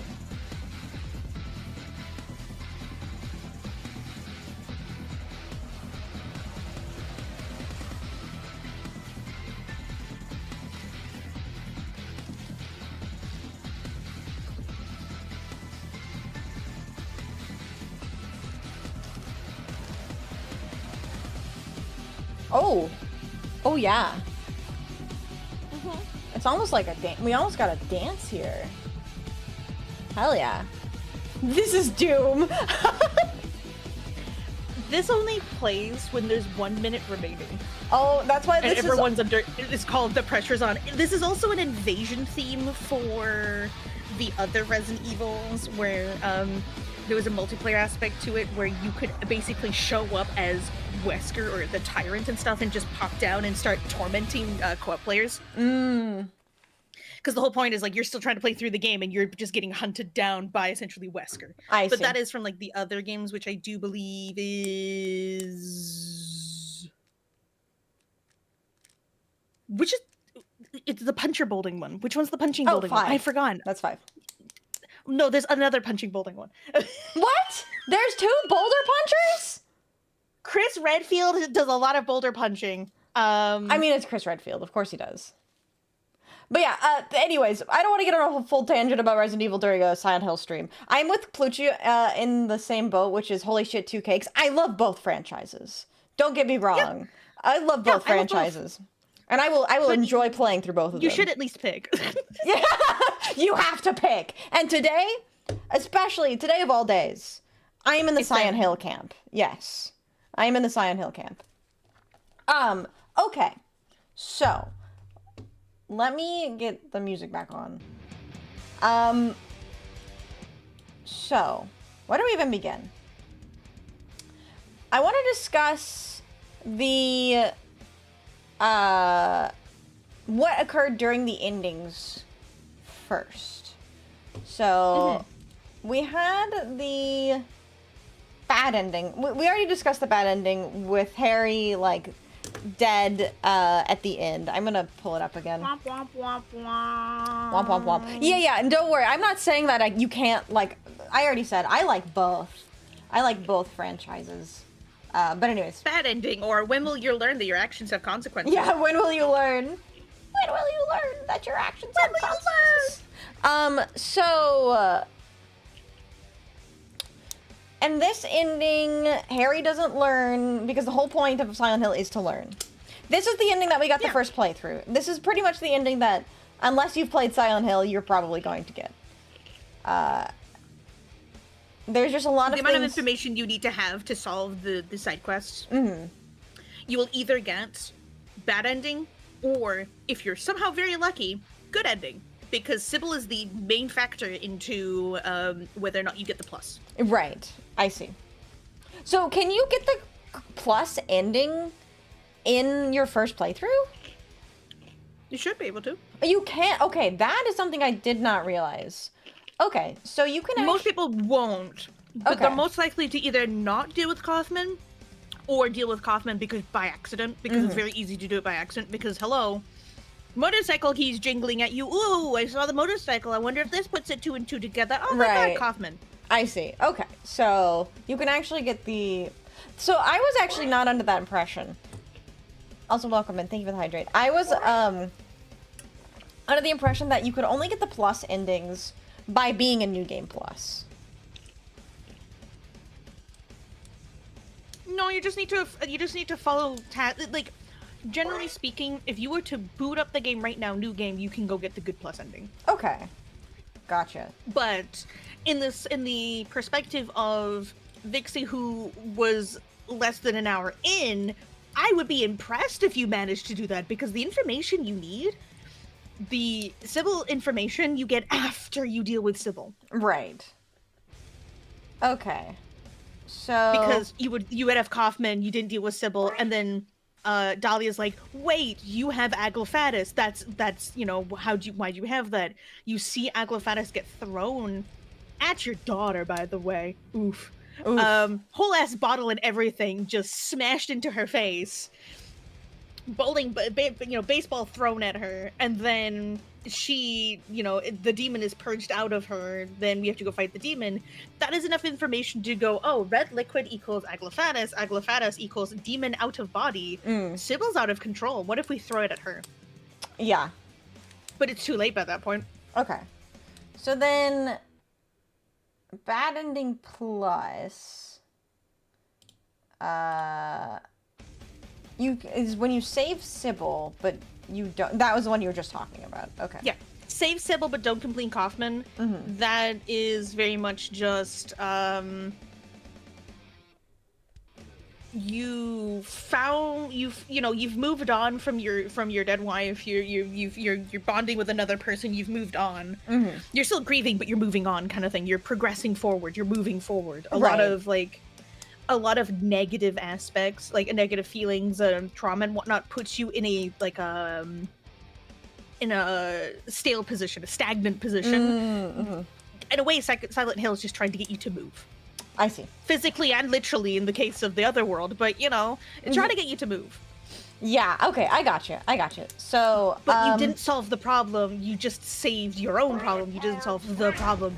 Where's your daughter, Harry? Where's the daughter? Right. Okay. My daughter became God. Are you sure about that? Yeah. Did you listen to Dahlia? Dahlia's not trying to summon a god, the god. Dahlia's trying to summon what she thinks is a god, which is very demonic. Right. Okay. Very dark-sided.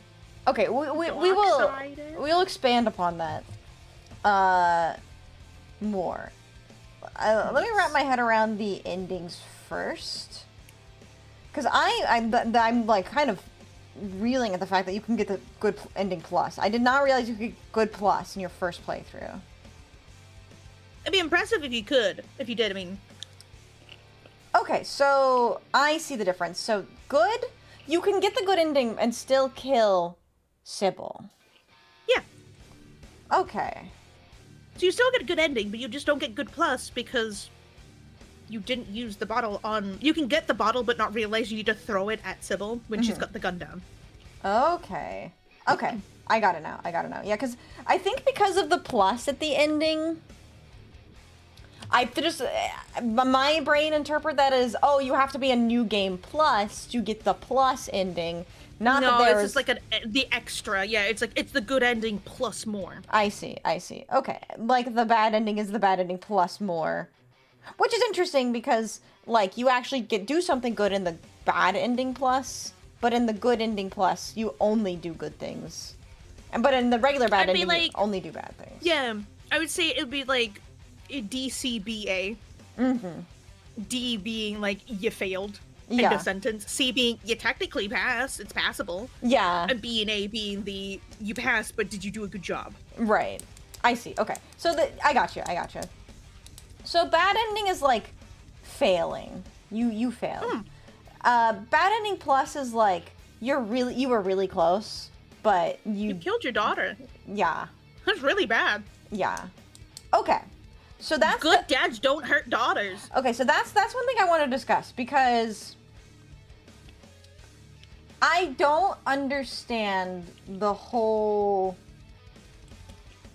transformation thing. Okay, you know what, actually, before we even get to that, let's talk about the connection between Alessa and Cheryl. Yeah. Okay, so I'll start with like my understanding and my interpretation of it, and then you can correct me as we go. So, what happened? And this was partially was revealed in the missing newspaper clipping that isn't in the NTSC version of Silent Hill, which is so Cheryl is adopted. That is revealed. I don't remember when that's revealed, but Cheryl is adopted. She was found on the side of the road by Harry and his dying wife. His wife was like actively sick and dying. They adopted her. The one thing I don't know about the adoption is, was Cheryl a fully grown child? Was Cheryl a child or a baby? Baby, literally. If you see the opening cutscene, Okay. it's literally Harry and his wife, and they pick up the bundle of like cloth wrapped around a baby, and goes, "Whoa, baby!" Okay. So, she was a baby. Yes. Okay. So, baby. And because then I guess that makes sense because the events of Silent Hill occur. Was it 7 years after? Yes. 7 years later. Yeah, okay. So it's 7 years later because there's like a 7-year instance. Okay. Harry talks about finding Cheryl when he saves Sybil. Oh, yes. Okay, that makes sense. Okay, so and then that's Cheryl. Alessa is Dahlia's biological daughter? Question mark? Mm-hmm. Okay. Yes. Alessa is Dahlia's biological daughter. We haven't discussed yet who Cheryl is other than Harry's adoptive daughter, but we will get to that point. Alessa is Dahlia's daughter. I'm assuming in Silent Hill 1, during the time frame of Silent Hill 1, I think actually, hold on. I'm going to pull up the opening cutscene to Silent Hill 1 because there's a lot of very notable things that I could have on screen while we're talking about that. I can't believe you're just gonna put it on loop and get Harry killed over and over and over and over and over and over in the car crash. Well, this is the beginning, right? The beginning. Yeah, don't worry, it's muted. Very muted. Okay. Oh, okay. So, yeah, I think the funny thing is Look, she does the boop and everything. yeah, she does the boop and everything. So this is when they find this is actually when they find Cheryl. Okay, so like this is them finding Cheryl on the side. I did not make that connection. In the however many hours it took me to play this game, I did not make that connection. What, did you expect that she just spawned into the freaking field as a 7-year-old? Yes, actually. It's Silent Hill. I mean, cut me a little bit of slack. I'm She just working. fades into the screen. Hello, father. It is I, Cheryl. He's like, oh my god, I have found this child. My dear sick and my deathly sick terminal wife. Shall we adopt this child? She's like, yes, we should do that. And then you know we will call her Cheryl. That was a great name. We'll call her Cheryl. And she's like, yes, I am now called Cheryl. Let us be merry. Right. Okay. Yeah, that makes more sense now. That makes more sense now in my head. Okay, so. Child just spawns in front. That's me. I'm the child that spawns in. Oh yeah, because I mean, like, so this baby Cheryl, child Cheryl, toddler, child, and then Child. Okay. And then this is Harry waking up at the beginning of Silent Hill 1. Okay, Lisa. Harry and his giraffe neck. Why does he have such a long neck? Okay, so Alessa is Dahlia's biological daughter, and she is killed in the fire that is in the newspaper clipping that didn't show up in the NTSC version of Silent Hill.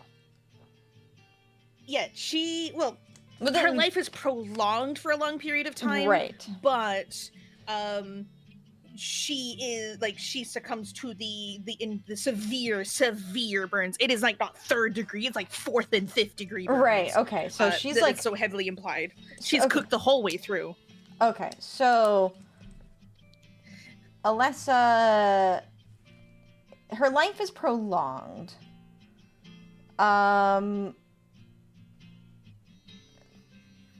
this, after severe burns... So, and then it says in the... Okay, hold on. Let me think out loud.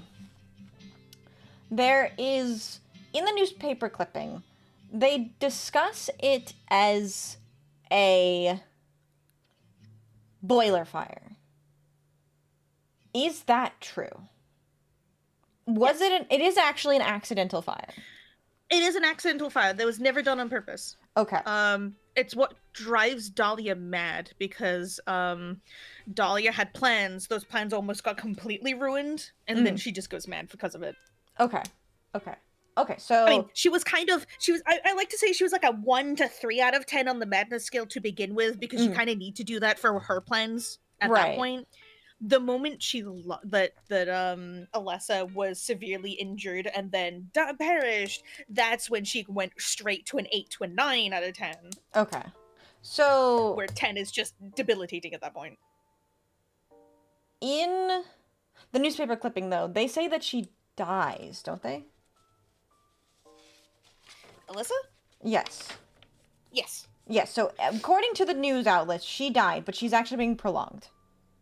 Yes, she's being purposely prolonged for Dahlia's sake. And it's by, like, magical, mystical, ritualistic means. Yes? Yep. Alessa specifically has she's very psychic. Okay. She's got a lot of psychic mojo powers. Dahlia wants to make use of it. Dahlia wants God to descend, uses Alessa specifically as the vessel / conduit. Mm-hmm. Which is kind of like the whole, like, oh, if you remember, Dahlia's like, oh, wait, we don't need to just have you do it. I could just, birth God. That's right. We could just, Yeah, so that was the next part I wanted to bring up. Because there is the cutscene that occurs right before the final boss fight, where Alessa's a child and she's talking to Dahlia, and she says, oh, I don't want to do all this. I just want to spend time with you, Mommy. And that's when Dahlia's like, oh, well, then I could just birth. Like, oh, why didn't I think about it like that? I could just birth it. So that was a dialogue that I didn't fully understand. But you're saying that that was her wanting to birth God? She wanted specifically Alessa to birth God.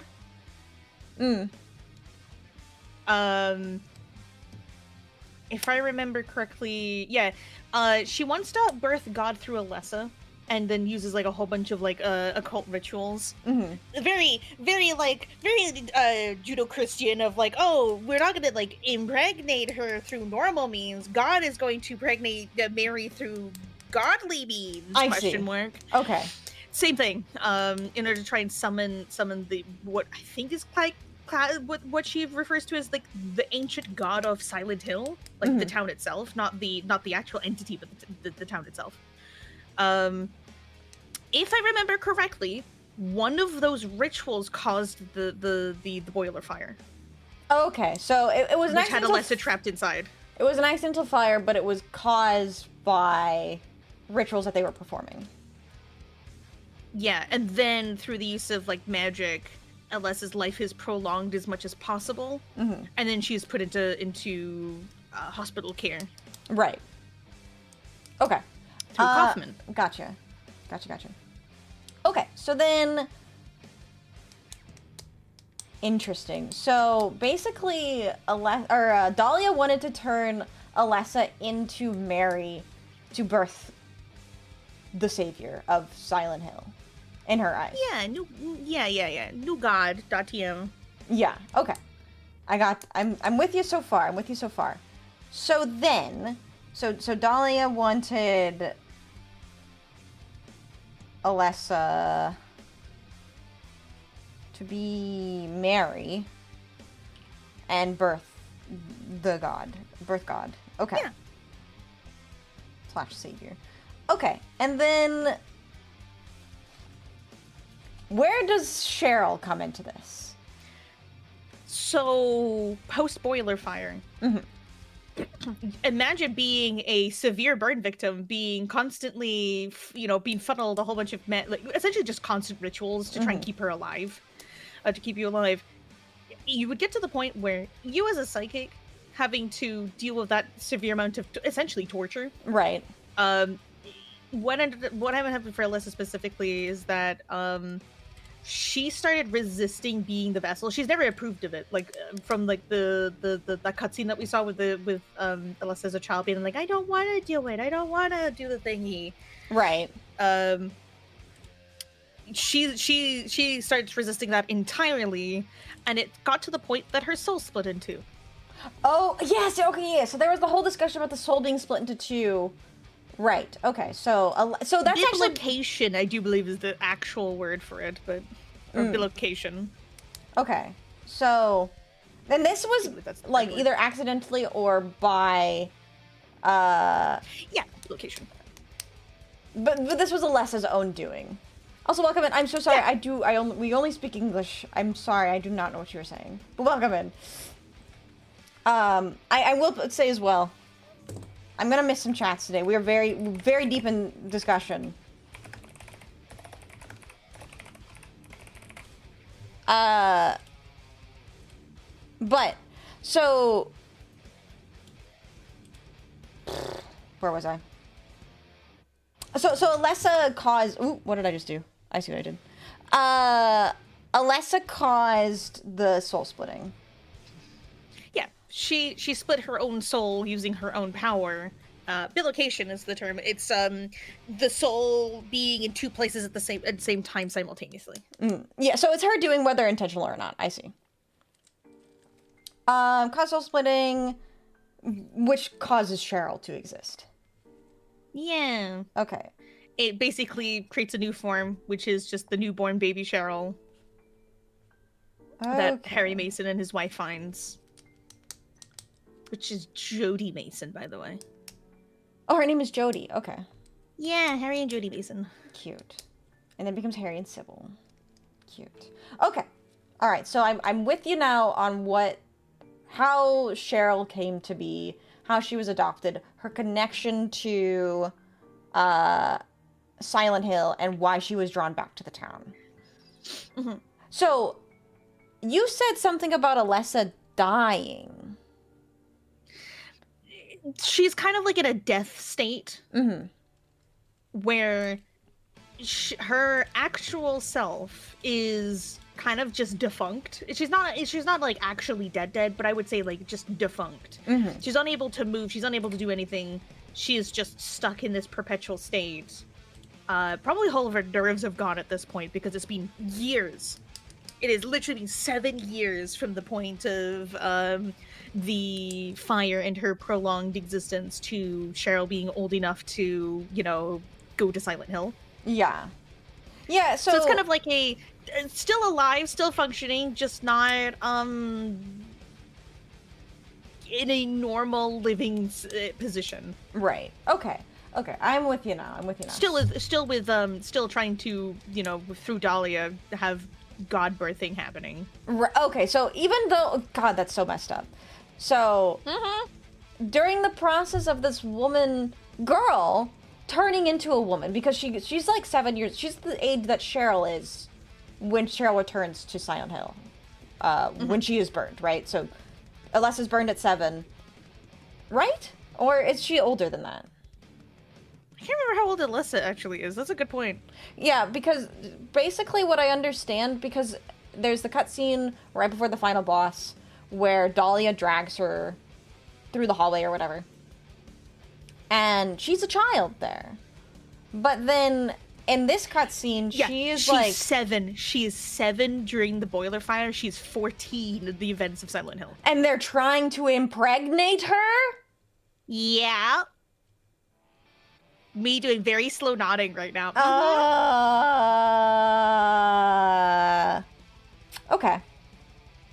Right.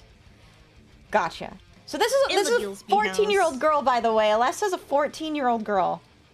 Mm-hmm. As she is presented in Silent Hill 1. 14 years old with severe 4th-degree burns. Yeah, that's true. They see her as... Dahlia thinks she's blessing her, but we all know that's not the case. Okay. Okay, so... But then that's interesting because Cheryl becomes like a mirror image of Alessa. And then I guess that's where you can kind of get the time loop in the child, like a timeline thing, where like Cheryl lives the 7 years that Alessa lived before she was burned in the fire. Yeah, 14-year-old with severe burns and put into a bedridden vegetative state, and then they decide that they want to birth a god from her. Gotcha. Awesome. Cool. Not really. Not at all, actually. Good to know. So this is very normal cult thing. But this is the instance when Alessa becomes severely burned and they start prolonging her life. This is when Dahlia goes like crazy. Yeah. Okay. Got it. Dahlia's completely gone. She's doing everything she can to try and birth God. Still, she's very determined at this point. She's also got the Kaufman at heel as well during this time. Yeah. Okay. Kaufman, she basically is like, Kaufman, I need you to keep Alessa alive. Okay, so now. Yeah. Thanks. Okay, so then I think we fully because Kaufman is what I wanted to discuss next. I think we have fully discussed the whole connection between Cheryl and Alessa. I understand how Cheryl came to be. I guess the only other thing was in the ending, the good ending. Not good ending plus, but the good ending where Harry has to restart everything. Yeah. So... Okay, I guess the other thing is, who is the baby at the ending of Silent Hill 1? Actually, I think I know. Because it's almost like a third soul, right? It's not the two souls that were split. Is it a third separate soul? It's not Cheryl again. I would say every single time that Alessa has split her soul, it has created a new aspect. Okay. Like, in the case of the twin soul with Cheryl, it is just a carbon copy of Alessa, unironically, it is meant to be a carbon copy of her. Okay. But in the third child, Alessa the third. Without spoiling stuff, yes. The third child is an entirely different person. Okay, cool. That was the It other. just happens to have it happens to have very small remnants of Alessa left over. I don't mean to interrupt. I would Could we add a even say it's content like warning for people who like get a uncomfortable 10% about heavy topics Alessa, like this? essentially. It's like just a to help significantly warn smaller viewers. amount of Alessa. Sorry. In terms of actual soul, yeah. I gotcha. To answer your question about the content warning, I feel like the stream should already be interpreted as a content warning. It is an 18+ stream. We are talking about Silent Hill. I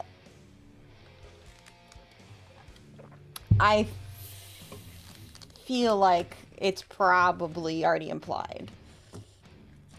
I'm sorry, could you go over that again? I missed that. About the... Oh, the third child? Yeah. A third child has entered Silent Hill. A third child has escaped Silent Hill. Yeah, okay. Gotcha. So, okay. I would say, the third child is and is not Alessa. It's a yesn't, as in, like, it is Alessa in the sense of a lot of aspects of Alessa still there. It's not a whole soul Alessa. I would say it's like, a whole new being has come to existence, but a part of Alessa is still attached to it because Alessa was the one influencing this child's existence. Okay. And that is the third child. Okay, so there's 3 soul splittings. I think that's the big thing. All right, I think that's everything about Alessa and Cheryl, and then the baby at the ending of the game. 𝖍𝖆𝖊. Okay, The so bread roll. then The Red Bull barbecue sauce. I think the next thing that I want to discuss is Kaufman. Yeah. So, Kaufman and Lisa. Yeah! I love Lisa. I love Lisa too. So, Kaufman is the director of 𝖊𝖊𝖊𝖓 Hospital. That we learned that there's and he's directly involved with the prolonging of Alessa's life. Yes. Okay. So so basically he has the power, he has the resources, he has the money. Yeah. And I just realized I'm not showing the Kaufman. But he... Okay. There's a lot to discuss, actually, because we've basically only gone over the basic plot of Silent Hill, why we're even here in the first place. So then we have to discuss all the other characters, too. Yeah. I was gonna say, the big note... And the missing note, just right off the bat of just the basic description. Yeah, he's the director. He's also a cult member. Okay, so that's... Or a cult associate, specifically. He's a cult associate. He's not actually a member. He's associated with the cult. Yeah. Which is why he was immediately called on by Dahlia. Right. Okay. Gotcha. Implications. That's very implication heavy that he's an associate, not a member. Okay. So then... Okay, yeah. Hold on. There's so much to digest here. Because we have Harry, we have Cheryl, we have Alessa. Dahlia... So there was the whole thing that Lisa tells you about at the beginning of the game. Not necessarily at the beginning of the game, but early on in the game about this history of Silent Hill having a cult. Yeah. It was formerly a cult, then in order to, new people started coming in and they just became much more quiet, and it became a resort town. And the cult itself is very quiet, but still existing. Okay. So they were active, but not, present or prevalent. Okay. So... And then the cult members... Is Dahlia, the founding member, or did the cult exist before Dahlia? Do we know? That I don't know. Okay. So all I think that's information that we're not entirely sure of. We know that she is... No, I think she is the leader of... I think the cult is called the Order, if I remember correctly. I think it is implied in other media. I'm not sure if it's in, other games, so I'm being loose on this, but in other media, I know that she is the leader of the Order, or the organization, or the cult. That is literally, the term is called the Order, but it also gets referred to as the organization, and it also gets referred to as the cult. I see. Yeah, that's how I knew it was, just as She's the not cult. The founder of it. Okay. She's the leader of it. Okay. So, and then in this cult, so actually, you know what? I might see if I can find just a video that has all of the cutscenes, because there are some things that happen in the other cutscenes that I wanted to highlight. There's an hour of cutscenes. Okay, awesome. Yeah, so the cult might even predate her. That is... Yes, I think that is true. So let me see if I can find this cutscene really quickly. There's, one where it's in the hospital. This is all the ending cutscenes. Where is it? And they're all, standing around the bed. Oh, God. Wow. I did not realize how much cutscene there actually was in this game. It's a lot of cutscenes, but it's very, Oh, here it is. This part. Only 6 minutes of CGI. So, in this cutscene, they're all surrounding Alessa's body. Yes. She is... alive, question mark? Here? She is alive. She's always alive, the entire time. Okay, but so in this state, she is in a very, very, very... This is, just after the accident, which... Even that, the details on the accident is also kind of just funny by itself. It's a cult thing. Yeah. The Order, the line that you will probably hear at some point is, flame purifies all. Oops. Yeah, the flame purified Alessa, right? She figured out she still doesn't want to be the vassal. Yeah, okay. But yes, this is post accident. They're trying to figure out what to do. So she's alive, she's conscious, she's just going through absolute hell. And it's very much a what do we do? Yeah, okay. So, this part is weird, too. I don't understand Kaufman as a character or his motivations. Because I think as well he has some kind of tie to the whole drug trade. Because, like, we haven't even talked about the drug trade in Silent Hill. Because that's, like, also an important plot point. So there's the scene in the Indian Runner, in the Indian Runner where you find the drugs there, and then so we know 𝖉𝖊𝖓 is derived from White Claudia, which is a rare plant that occurs in Silent Hill. It's derived from the seeds. Also, I was gonna say, also, this is also in cultural thing. Do you remember PTV? Yes, I remember the name. I don't remember what it is. It's also White Claudia. Okay, so PTV is just another word for White Claudia. It's a narcotic. It's a narcotic using White Claudia. Okay, so and that's the drug that's being traded. I'm mentioning that is the motivation for Kaufman helping Dahlia. Is he wants to make more hallucinogen PTV, but he needs more White Claudia to do so. And in that, Dahlia was like, "I will give you White Claudia if you prolong my life of my daughter." So I can do the whole God thing, because he is a member, but he doesn't do any of the religious stuff. Okay, he's not a religious guy. So wait, he wanted the profits. He wants a profit from the PTV. Okay, so he's just in the drug trade. He just wants money. Yes, he wants money and he wants power. He's the CEO of a hospital. I mean, come on, you know what I'm saying? Yeah, as a CEO, I would never do that though. No, you're right. I would just give people better jobs so they work better. Yeah. No, you're the CEO I would trust. You're the CEO I would trust. You're supposed to trust companies. So, CEO of hospital wants profit of PTV, which is White Claudia. And then so Dahlia offers more White Claudia so he can make more drugs. Yes. And then make money. That is basically the deal. Okay. Gotcha. So he's just, there is not a single good bone in Kaufman's body. Nope. Okay. It gets worse. Oh. It does? Mm-hmm. It does. It gets worse. Oh. As we'll go down, it'll get worse. Like, there's no sympathy for Kaufman. He deserved it. He deserved getting dragged in back into Silent Hill. He deserves it, unironically. Okay. So... right.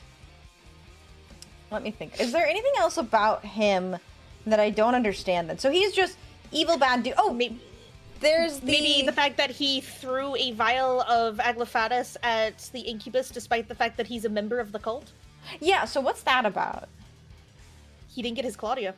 The deal was broken. Oh, so he just wanted to attack Dahlia, yeah, Dahlia did not give him the full deal. Mm-hmm. And as a result, Kaufman just goes, okay, I will use whatever I have of the White Claudia I have left, and I'm going to make 𝖉𝖊𝖓, and I'm going to just mess this situation up. If you're not going to give me what I want, I won't give you what you want.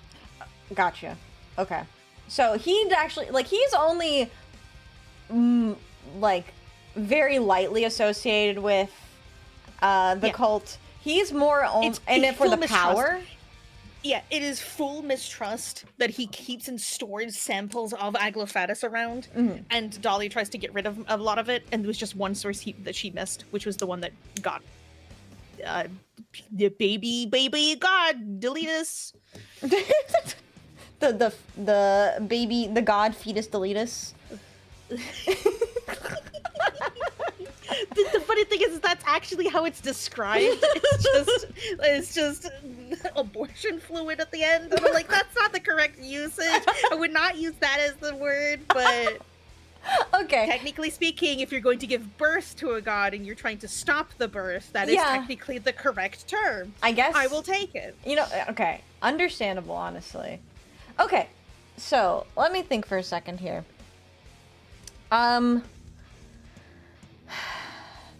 So he's just a bad guy. he wanted revenge because he didn't get his way. All he wants is money. Yeah, and his methods are incredibly horrible. Okay. So, yes, because there is Which more... leads into Lisa. Yes, that's what I wanted to discuss next, was Lisa. So... My ability to segue, chat. We applaud Ulner's ability to segue.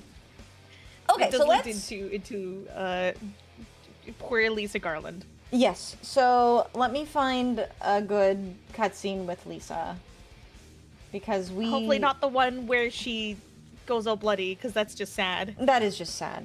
Yeah, okay, so this is actually a good cutscene too, because this is when Lisa's telling Harry about what... Is this the cutscene where she says the line? Is it what line? No, it's not. It's right before she becomes bloody that she says the line, I am just like everyone else inside. Yeah, I'm just like everyone else. Yes. I do remember that cutscene. This one. Poor Lisa. Yeah, okay. So... There you go. Well, I'm still alive even though everyone else is dead. Yeah. And she says, I'm not the only one who's still walking around. Yeah, I remember this. Okay. Yeah. But anyways, so Lisa works for Kaufman. Yes. So she works for Kaufman. She is, or was, because... Well, yeah. Previously, she was a trainee. Mm-hmm. Okay, so and then she's young. She was a trainee. She was an under Kaufman, which then carried through the events of a post-boiler accident. Okay, so she's like a young nurse who, after training, was immediately forced by Kaufman to help with the 𝖍𝖊𝖊 case. Yes. Okay, and this is the whole 𝖍𝖊𝖊 is basically cooked meat, staying alive, constant pus and blood. I changed the bandages, but nothing is healing. This is miserable. I want to get out. I leave. So she There's does... a reason behind that is not very clear in the game, becomes incredibly clear in the manga. Okay. About what? The reason why she words the way that she does. Okay. I mean, it sounds like she's crazed. That is true, but there's an actual a motivator to be her being crazed. Like, right. You would not see, blood and pus coming out of a faucet normally. Yeah. Kaufman.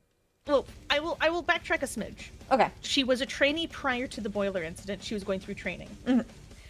After the boiler incident, Kaufman is basically told by Dahlia, hey, I will give you White Claudia if you keep Alessa alive. Right. I can, keep her life force and her soul attached to her body, but body-wise, someone's gonna have to do it on the medical side. Mm-hmm. Right. And he's like, well, yeah, I run a hospital. I know somebody who's very fresh, who is not a part of Silent Hill, so to speak, fully.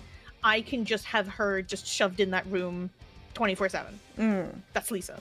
I see. Lisa is immediately promoted to nurse, thrown into that room, and in order for her to stay in that room and not go completely insane,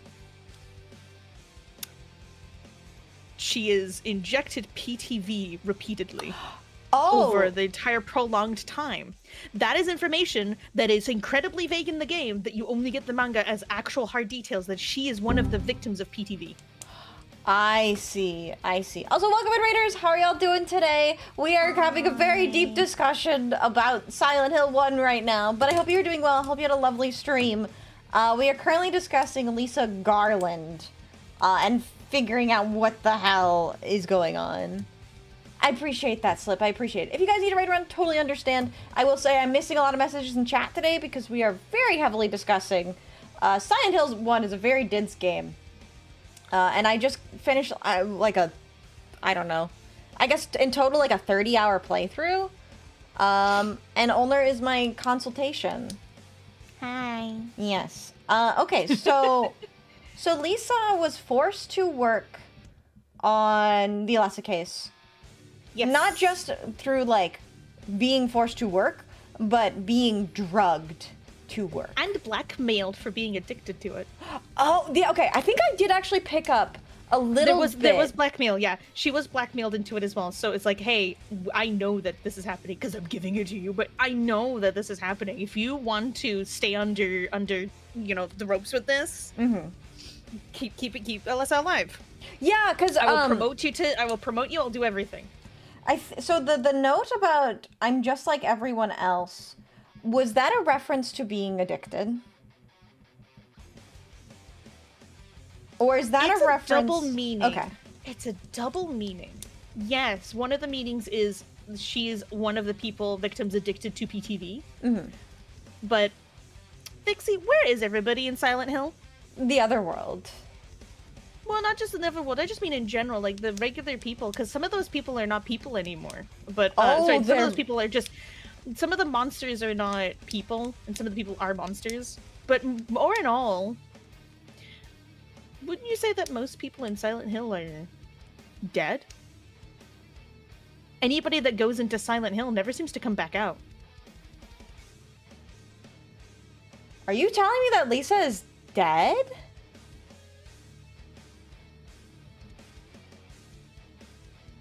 Yes.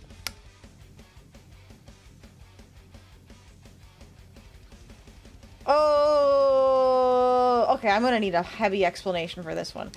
Okay. So, first things first. So, she never. Before we get into this, I want some extra clarification on the parasite nurses.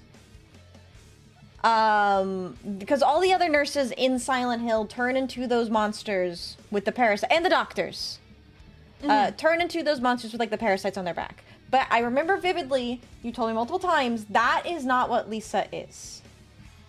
Yes. And Lisa never This is not a parasite. Lisa does Lisa ever have the parasite? No. Okay. She has literally gone mad from the narcotics and the hallucinations because it's a hallucinogen PTV. Right. Yes, that was. So she's experiencing all these she's experiencing a whole bunch of hallucinations. Right. She's being blackmailed into doing this thing. The hallucinations are getting worse because she's surrounded by absolute horror.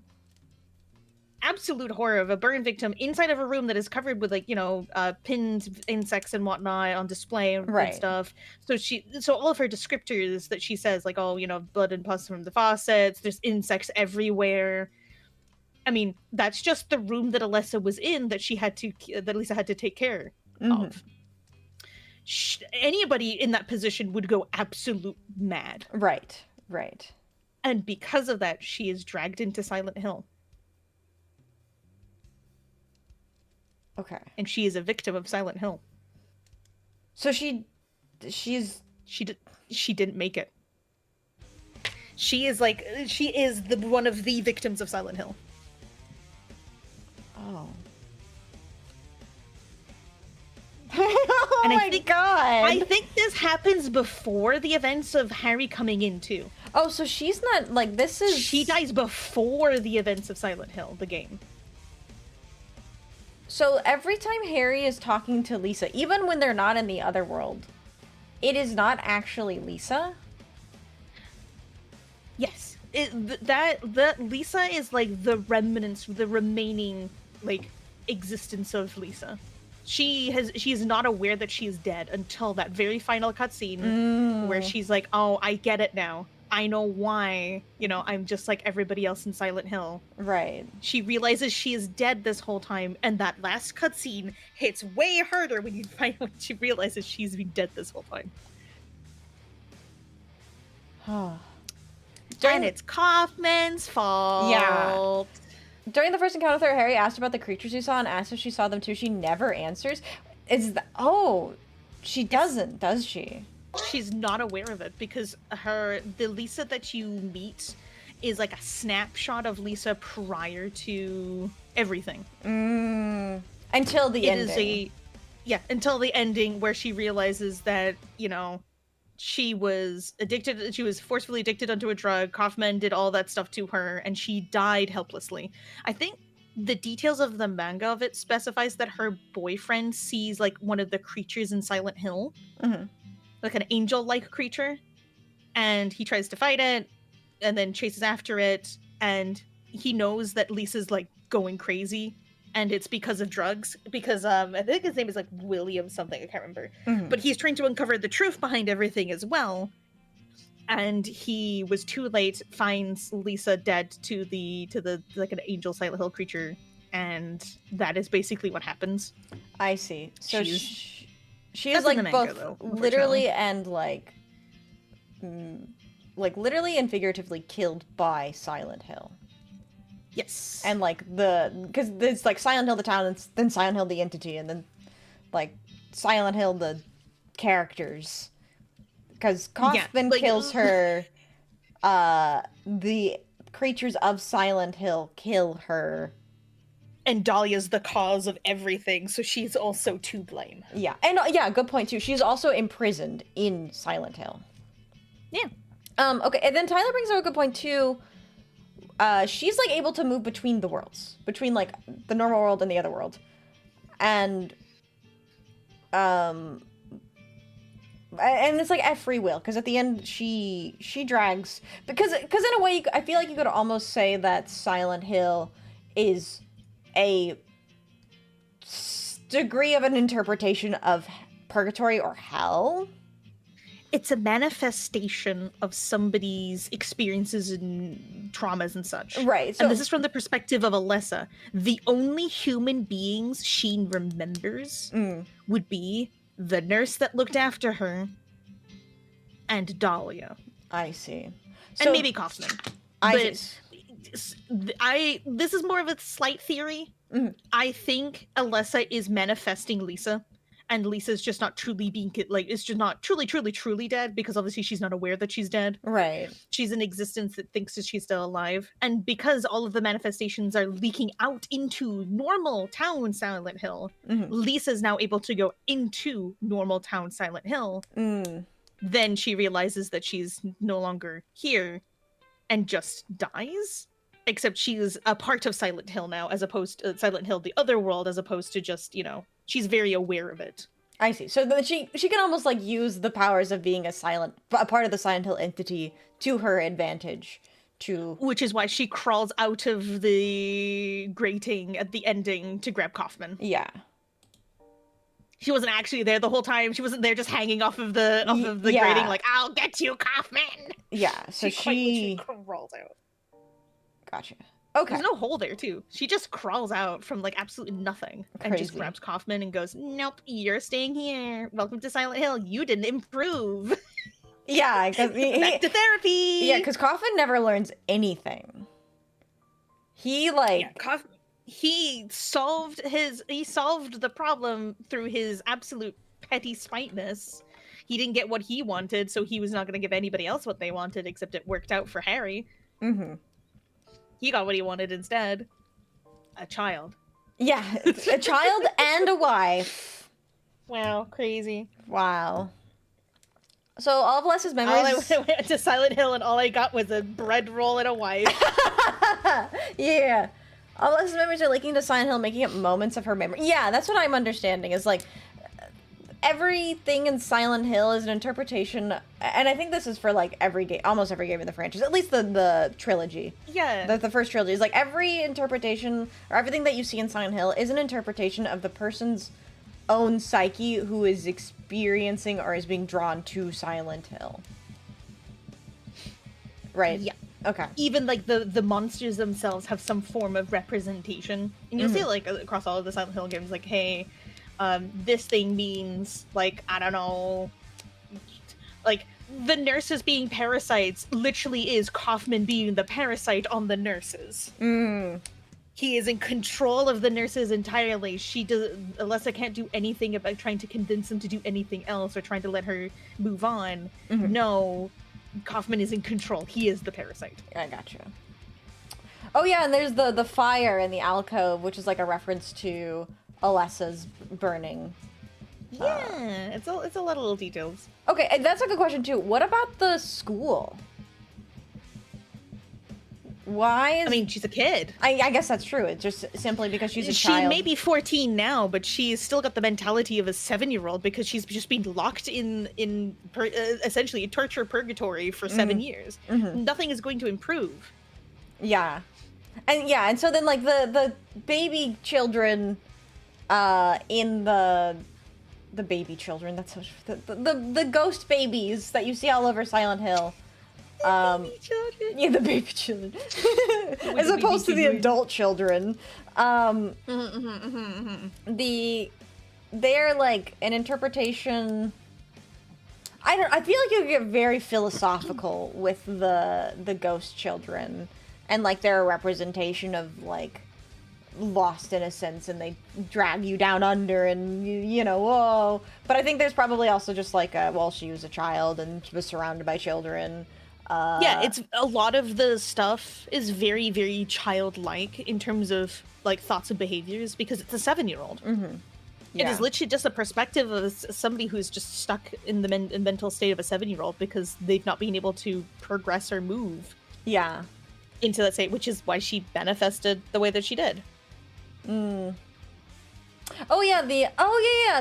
That's a good question too, Tyler, about the boss, because like there's the boss in the school, and it has to do with the storybook, of like shooting the arrow in the monster's mouth, and the puzzles are very they're like very nursery rhyme story time, simple, or like to understand type puzzles because a child made them. right like and then there's also like the piano because it was in the music room for like music class. Then there's the story time, and the story time puzzle, and then like color matching. There's all the poetry with it too. Okay. The ball in the hole to get the keys, to get the water to flush out. That's a very simple-minded, childlike puzzle and stuff like that. It's all just a manifestation of a little child's brain. Right. Okay. Psyche brain. Ow. So that answers a lot of the questions I think I had. Tyler, I actually had a question for you because when we were discussing Lisa, you mentioned that I was missing something in particular. Because I had the interpretation that Lisa, I think before, she was forced to help Alessa by Kaufman. So there was the thing, I wrote down that she was able to leave the case. Like, she was able to leave the video... why did I say video? She was able to leave the hospital. I thought was that not true, though? I missed that. It was like... I'm trying to remember. There was something that had happened in the final section of the game where... Oh, goodness. Brain is starting to become... there's a lot of information going through my head right now. Yeah. She was being blackmailed. She was being blackmailed. Yes. Okay, I think I must have misinterpreted something that was said during the stream, because I was under the impression that she was somehow able to escape, because she was pleading to go, because she wanted to leave. But she was never able to leave. She wanted to leave that job entirely at that point, because Kaufman... There is some other stuff that is suggested that is incredibly also adding on to the Lisa just wants to get out situation. Yeah. She was in the motel. Lisa was in the motel? Just for context. Yeah, Lisa lived in the motel. Okay. Riverside Motel... She was under the drug usage and whatnot. It is... Yeah, she was under drug use. She was under blackmail. She was taking care of Alessa. And it's implied at some point that there is a sexual encounter with Kaufman as well. Oh, I was afraid of that. I was afraid you were going to say that. I was so afraid you were going to say that. I could just tell from the way you were mentioning... Me being so delicate with my words, because it's a touchy subject even for me. Yeah. Yeah, there was a sexual encounter with Kaufman involved in the motel as well, and that was the tipping point for her. I see. That was the tipping point, which then spiraled into the events of William trying to find Lisa, Lisa getting encountered by the angel in quotation marks, because it's constantly described as an angel. Yeah, and this all occurs in like, the manga and the comic. Yeah. This is like, this is all manga comic information, which, it ends up going into that, and then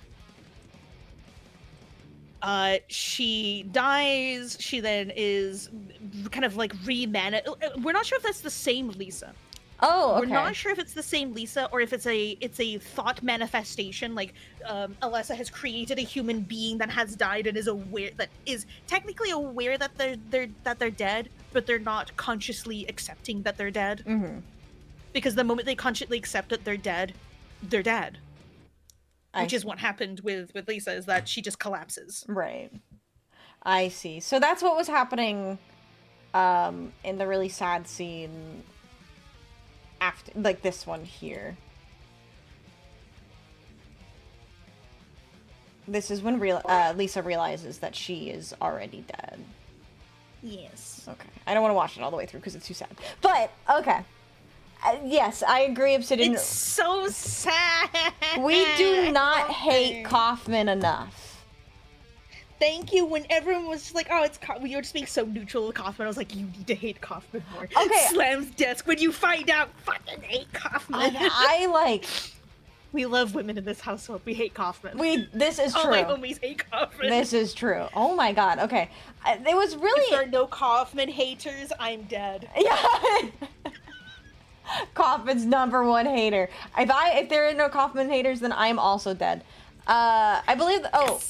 To answer the question to me, I believe the moment I was referring to was the implication of Lisa being drugged. Oh, okay.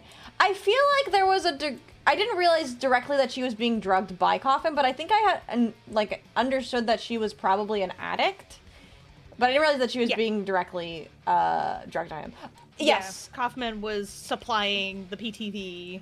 Okay, so he wasn't like literally shooting her up, but he kind of snuck it. It's implied that he snuck it in originally to get her originally hooked on it, and then blackmailed her into, "You want it, do the job." I see. Okay. God, ugh! Fuck this guy. And then it just gets worse and worse and worse and worse and worse, and then you see Kaufman get dragged off back into Silent Hill. And I'm like, that is Lisa not only like getting vengeance, but that is also Silent Hill itself going, you're not allowed to leave. You didn't improve. It's eternal torment for him. This normal police officer and Harry, who did the right thing and has done nothing but the right thing. Right. Okay. They can leave. Okay. One more thing about Lisa, because I also have the same question, Tyler.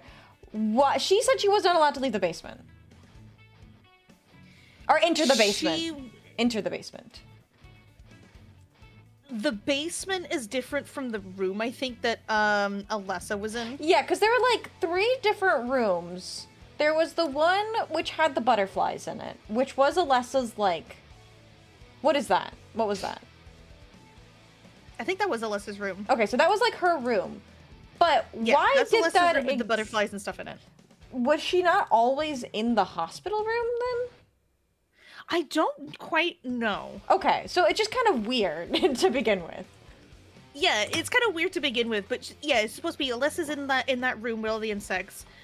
Lisa is looking after Alessa there because her entire job is to make sure that she's, the bandages are replaced, she's clean, she, any sudden changes, she's aware of it, she fixes it up and everything. And then she would go to Kaufman for anything that was more severe. Yeah. That is technically her job. But she's also surrounded by, cleaning bandages, cleaning wounds, the surroundings of insects, while also hallucinating off of PTV. Right. Yeah, that's right. There was also a third room with all the writing on the wall, where we saw, like, Ghost Alessa. Yeah, I don't think that would be the room that she was allowed in. She was just only allowed in that room, and then anywhere else in the hospital, just not. Okay. Anywhere, past that point. So, like... And also the motel. All of the things that happened in the hospital with Alessa, like, we see Alessa's body with all the people surrounding her, we see her room, we see the room with all the writing on the wall. That was all in the other world anyways, right? Yes. So theoretically, none of those rooms actually had to really exist in the normal world. They're more like interpretations of how Alessa felt. So, like, there was a room where she felt trapped. There was a room that was her sanctuary, and then there was, like, the hospital room. Okay. I think that makes sense. That makes sense. So, Lisa wasn't allowed in the basement. Lisa was not allowed to see the, No, I'm actually still a little bit confused. Not to mention the PTV was also probably being made in the basement as well. Oh, There's also a okay. possibility that PTV was being made there as well. So it's kind of like you're not allowed in anything that gives information. You have one job and one job only. You stay there. I see. So you stay in your lane, because if you don't, oh no, your drug disappears that you're addicted to, and you're just gonna have to deal with it. And it's torture with it, and it's torture without it. Could it be that Lisa not going to the basement was herself not accepting her fate or death while she was down there? I could see that as well. That it was like, she's not allowed to... Because, like, confronting the fact that she was tied to this whole thing, it kind of leads her to the realization that she is already dead. I guess. Okay. There was something else. Oh, duh! We need to talk about 𝖉𝖊. My girl, Sybil. So 𝖉𝖊 is an interesting character. She's not from Silent Hill. No! She's from a satellite city, basically. Yeah, she's from Brahms. It's right next door to Silent Hill. Right. And she was, like, called to Silent Hill. So, yeah. So, like, what's her connection to Silent Hill? Lack of communication from Silent Hill. And she was dispatched to find out why nobody was contacting back from the police station. Right. So, it's, like, literally... That was literally her entire... That is her entire motive, was just... She's being a good cop. Hey, she's being a good cop. She was told that there was nobody communicating from the Silent Hill police, and she just went in. So, do we know if or how much 𝖉𝖊 knows about... Because I know 𝖉𝖊 does discuss some things she knows about Silent Hill. She knows only the small details from a public officer perspective. Which was just that, hey, there's this whole drug problem that's happening in Silent Hill. I don't know too much about it, but it's a little suspicious. Right. She's also very skeptical about the kind of like the cult and paranormal stuff that was happening around Silent Hill as well. Thinking, I think she actually specified she thinks that the people were just crazy on drugs. Yes, yeah. That she or just flat crazy themselves. Yeah, because I think she doesn't really throughout the entire game she doesn't really accept or want to accept what like Harry's experiencing with the other world and all these other creatures. Oh, yeah. There's no, if you put it from her shoes, there's no logical explanation to literally everything that's happening in Silent Hill. They're birthing God. You can't do that's not you can't just birth a god. Right. So,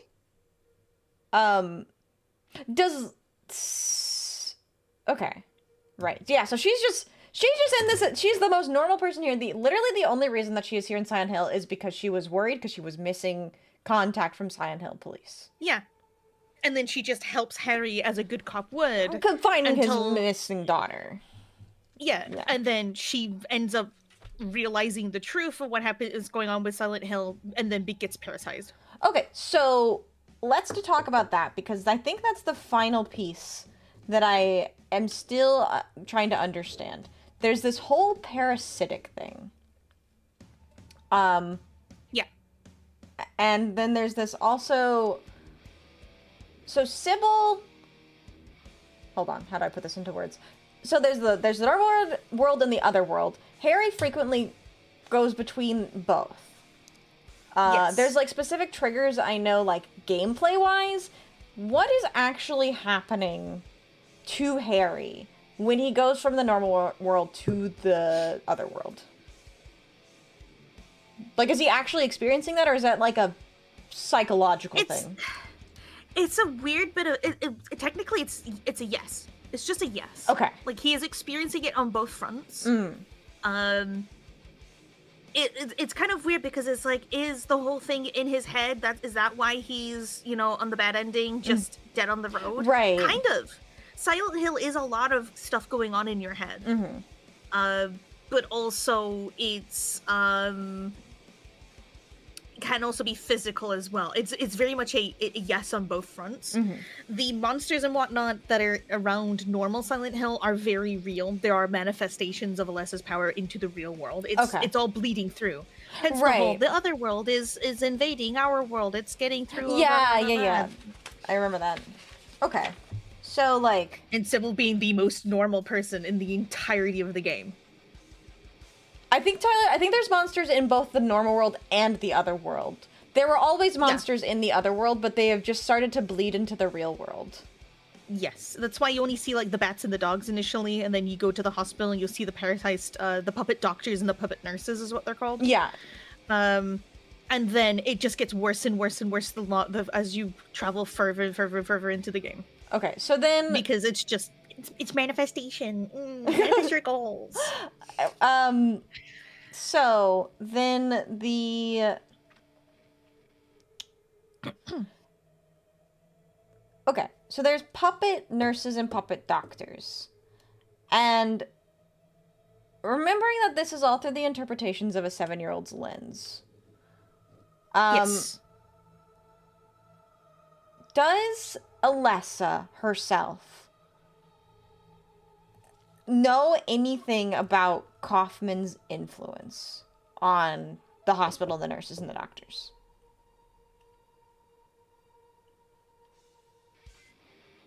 Do we know? Kind of. Okay. I think it's more of a...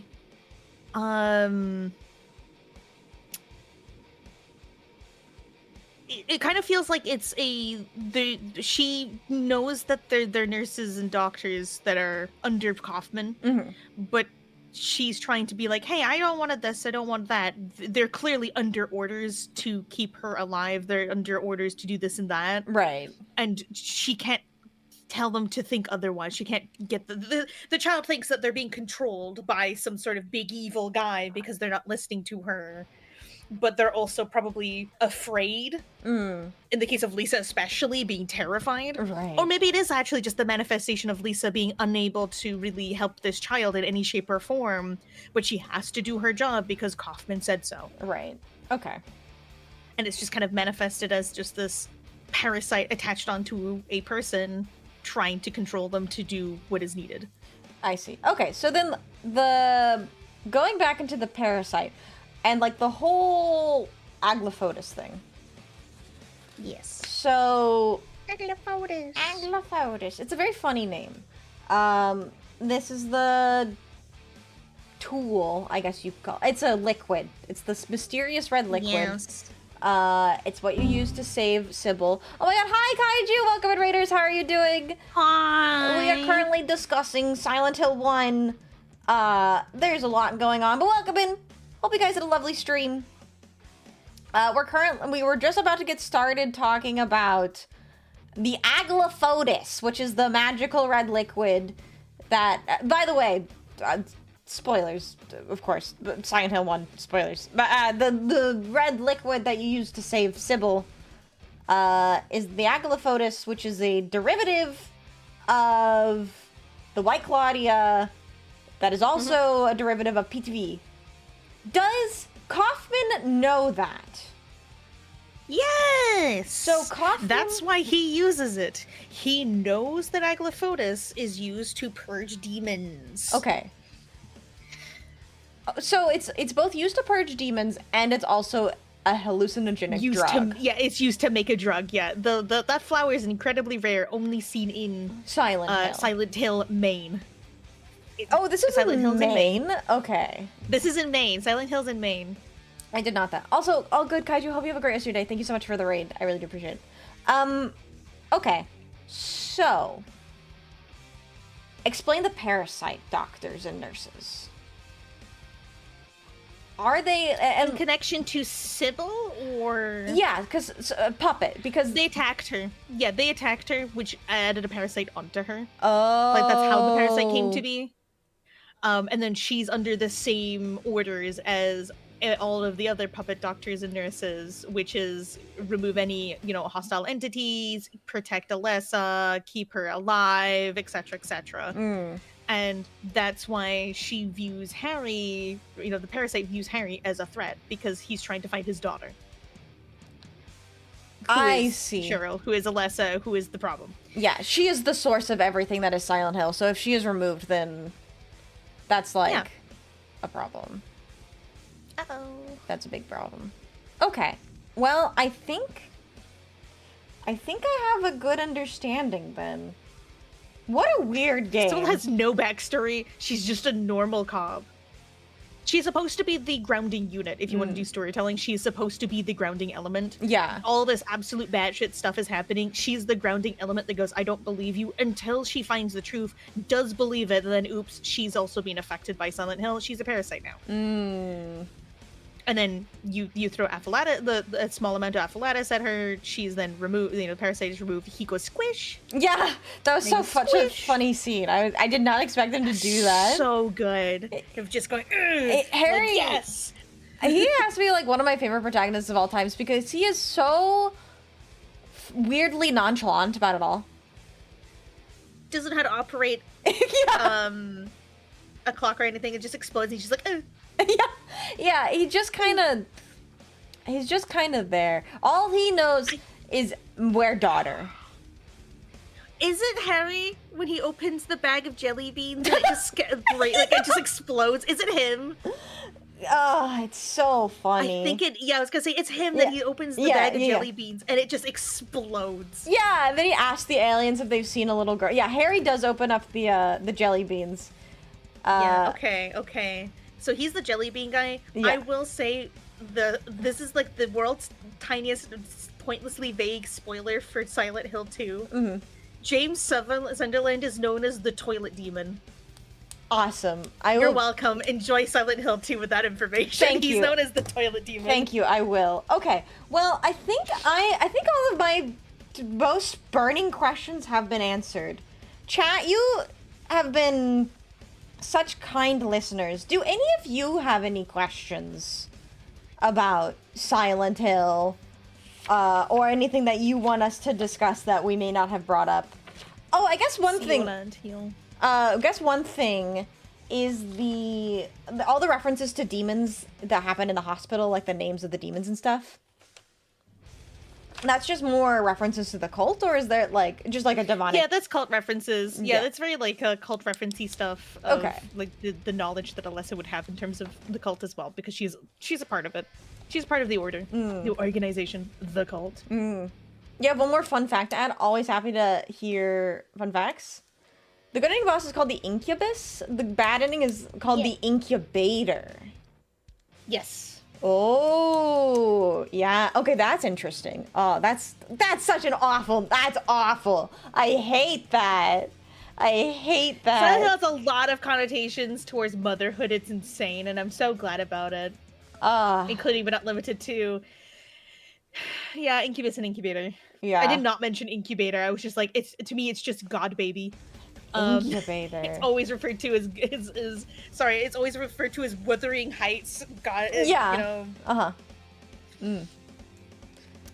gonna have to send you that song now. You will. I remember when PT released, there was a theory that aliens are behind Silent Hill for real. That's very funny. That's actually pretty funny. Also, Obsidian would like to know from you, Ulner, if there's anything else from the manga or comic series that we didn't go over. Oh god, that you think would be so much in that information-wise. Aside from the fact that there's a guy called I'm trying to remember his last name. That shows how much I really care about it. It's just this guy. He has a funny name. Boyfriend. Oh yeah, you said his name was William. Yeah, I'm trying to remember his last name.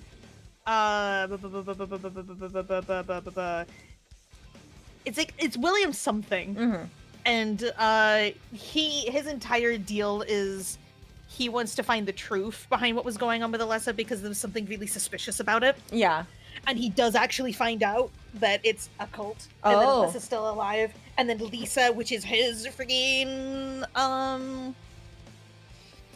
his girlfriend at the time, is also going through all of this horror, and he's trying to solve it, and he fails so horribly. Oh. That's awful. It's like, oh, that's so sad. It is actually really sad. I want to read these now. I should probably wait until I finish the third game. Should I? Or am I safe to read this stuff? Oh, the manga? Yeah, you can read it. Okay, okay. It should be safe to read. Yeah. If you do get any extra, it's kind of weird because the extra content that is for the Silent Hill manga related stuff, it tends to have a requirement that you have played 3 in order to get a good understanding of it, but not fully required. It's kind of like you'll get it better if you've gone and played 3. I gotcha. But other than that, yeah, like you can check it. You can check it. Okay, I will do that then. And then you'll play 2, and then you'll play 3, and I'll be like, William Gregory, thank you. That's the name, William Gregory. Okay, awesome. Lisa Garland's boyfriend. Co-op with a Resident Evil with Ulnar and Vixie. You know, we might have to do that at some point. We might have to do that. If you had to pick a co-op Resident Evil game to play with me, Ulnar, which one would you pick? That's a really hard question. Why would you say that? That's such a hard question. Because they all suck. They're all bad experiences, but that's what makes them so good, is that they're really bad experiences. Exactly. Because, we can tack on that. Revelations is funny.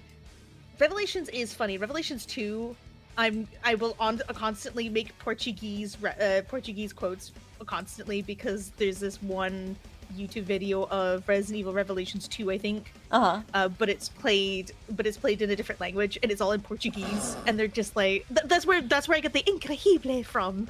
Every time, like, increíble or Granada. That is precisely where the stims come from. It's from this one video. It's stupid. Oh my god. Okay. It's such an old video. We can definitely discuss the potential of that. But let me think. Oh yeah. And for anyone would like to know when you first experienced Silent Hill, and was it the game or the manga? 2000s. My parents got me. I started PC gaming. I played 3 Yapping games: Commander Keen, Roller Coaster Tycoon 2, Diablo. Bad parenting, by the way. You don't just give a child a rated M for mature video game, by the way. But also, my parents didn't believe in that stuff. They believed it for movies. They didn't believe it for video games. It's a very clear divide of what's real and what's not. Okay. However, it turned me into a goth. How dare you? It turned me into a goth. Real. Immediately after that, I was given a PS1. This was during PS2 era time as well. So it's like, I got a PlayStation 1 for way cheaper than it should be. Right. And the games I had was King's Field, which is actually King's Field 2. Diablo 1 for the PlayStation 1. Silent Hill 1. And there was 2 other games. I think it was a Final Fantasy 8 and something else. And those were the games I had first. That was my introduction to Silent Hill, which again, bad parenting. Why did you give a child Silent Hill? But thank you. Yeah. And now a goth. Yeah, no, that's so funny. Oh yeah, this is your fault. That is another interesting thing to bring up. We were talking about the difference between the NTSC and the PAL versions. We discussed specifically the newspaper clipping, but there is actually other forms of censorship too, because they remove... I don't know if it's actually the NTSC and PAL, but there's also the Japanese version. They have different monster designs. Yes, there's some censorship. Because in the NTSC version, they're children. Yes. But is it the PAL version or the Japanese version where they are not? They're something else entirely. I don't remember. I actually don't. I'm gonna check. It's the JP version? Yeah, I'm curious too, because I knew I heard about that. Because, yeah, there was a lot of censorship involved in across all of the games. Right. Yeah, but which is weird, because it was like, I still don't understand why the newspaper clipping was removed. It was European version. All of the great children and monsters, the ones with the knives that try and stab you, they're all censored in PAL region. Oh, okay. I gotcha. And that was the one that you grew up on. Mm-hmm. Gotcha. Okay. I have the NTSC version now. I don't have the PAL version anymore, which is really funny that I usually keep all the games that I have as a kid. That's the only one I don't have. Oh. Is the PAL region version of Silent Hill 1. I wonder... That one I lost. So we were talking too about like how some games have the preferred version is the NTSC versus PAL. For Silent Hill, which do you think is the preferred version? For playing? Probably still NTSC. Yeah, even though I think because even though you lose that newspaper clipping, it's still the better version. Why do you think they cut that? I don't know, actually. I have no clue. It's so bizarre, because it's like, it's just discussing nothing worse than anything else that happens in the game. I think it's because it's just discussing the death of Alessa. We can't have people dying here. That's yeah, crazy. we can't have people dying. As we, kick a dog. Yeah, you don't mind kicking the dog or stepping on a parasite fetus. Or kicking a child with a knife. Yeah, that too. Or the entire Alessa experience. Yeah. Yeah. Okay. Well, I think the best way for us to wrap this up, and yes, thank you so much for being here, Olner. I really do appreciate it. Thank you. Yeah, and yes, I'm glad you thought that it was a very helpful and enlightening stream. You did do a very good job of keeping us on track, and fantastic segues, I must say. Fantastic segues. It's almost as if I'm a content creator or something. Yeah, that's wild. I know, that's crazy. It's almost like make content. That's wild. Chat. By the way, if you are not following Olner does make good content. Go follow good content creator Olner. We love Olner. Just had a very successful Olnathon, and yes, and has new merch. Don't forget Olner merch. Has merch. Olnerch. But I think the best way for us to end this stream is I would ask Olner to join me in singing the Silent Hill 1 intro. I thought you'd never ask. I could never ask. All right, let me pause the music. I think I'm still sharing the game with you on Discord, right? Yeah. All right. I can hear it. Yeah. I don't know if I can. You will be able to know pretty quickly if you can't hear the PlayStation 1. I'll be very upset if I can't hear PlayStation. Yeah. Okay. PlayStation. Let's see. Can you hear this? Oh, baby! Is it loud? No, I love it. Okay. Awesome. No. All right, I have to turn this way down because it is copyrighted. All right. There are violent and disturbing images in this game. All right, you ready? Thanks, Mom. Thanks, Mom. I forgot. There's like this always takes a while to get into it.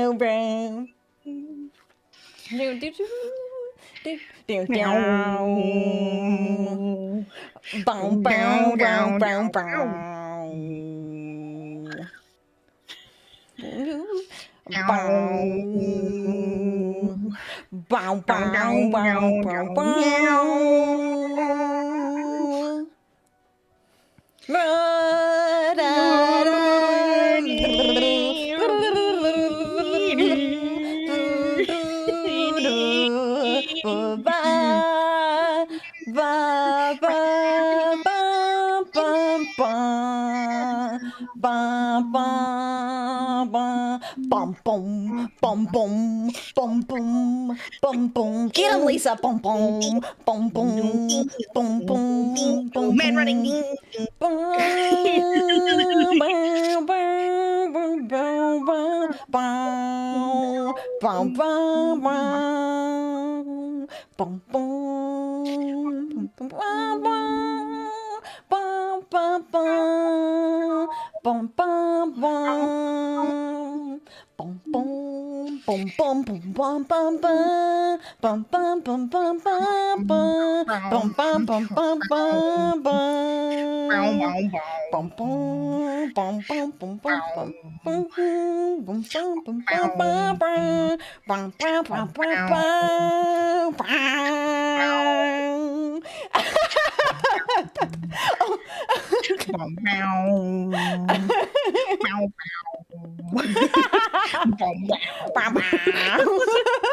It'll just keep doing that for the rest. You just end stream still going.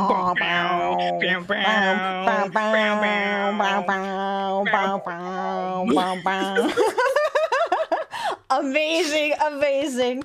All right, everyone. Thank you so much for being here, Olner. For everyone, don't forget I will be back tomorrow with Xander. We're going to be playing Escape the Backroom, so I hope to see you all there. Olner, when is your next stream? Probably Saturday, but if you're really lucky, you might see me a little bit later on a Friday because I have takeouts on Fridays. Yay! We love a surprise, maybe early time to see Olner. Awesome. All right. All right, everyone. Thank you all so much for being here. As always, make sure to check out all of my socials. Make sure to check out all of Olner's socials too. Go check out Olner's next stream. Thank you for being here. Thank you for enjoying snacks with us. Might see something cool on Blue Sky. Oh, we love Blue Sky. Yeah, there's something really nice on Blue Sky. Yeah, can we raid Olner? Yes, Olner, you're going live, right? Yeah, totally. At 10 p.m. Absolutely. Yeah. All right. Well, let's see. Do you have any potential suggestions or ideas for us to say hello to? Let me check. Let me peruse. I love perusing. It's always weird because my time bracket is like before yours. Yeah. It happens. It used to not be that way, but it is now. It used to be during your time block, and now it's before your time block. No, everyone's offline! No, it's okay. Go straight! Go live right now so we can raid. Right now. Yeah, go live right now. All right. Let's see. We can go say hello to Capo on YouTube, and then on Twitch. Let's go say hi to Tina. Tina Bobina. Yeah, Tino Bobina. Tina Chino. Chino. All right, though. Thank you so much for being here. I will see you all tomorrow for Escape the Backrooms with Xander. Olner will see you either on Friday for a surprise stream or on Saturday. What are you doing on Saturday? Probably Diablo. I said it would be Diablo Tuesdays, but I want to play Diablo 1. Diablo Dadder Days now. Yeah, Diablo Dadder Days. Dadder Days. All right, though, everyone. Dadder night. If you haven't already, please make sure to drop a follow here on Twitch or subscribe to our YouTube channel. Same thing with Olner. Make sure to check out Olner. Goodbye. On Twitch. And Olner Shorts. When you can. Make sure to check out our other socials. Check out our merch. We both have merch on Uwu Market. Join our Discords. Merch. And then, I will see you all tomorrow. And as always, I love you all. Oh, leave a... Ooh, what should we leave for the comment, Olner? Do you have a good comment for the Silent Hill discussion stream? Should we say screw Kaufman? Screw Kaufman, and it turns out the hills really are silent. That's true. That is true. Yes. Screw Kaufman and the hills truly are silent. All right, though, everyone. Hope you all have a fantastic rest of your day. And as always, I love you all. And goodbye. Bye-bye.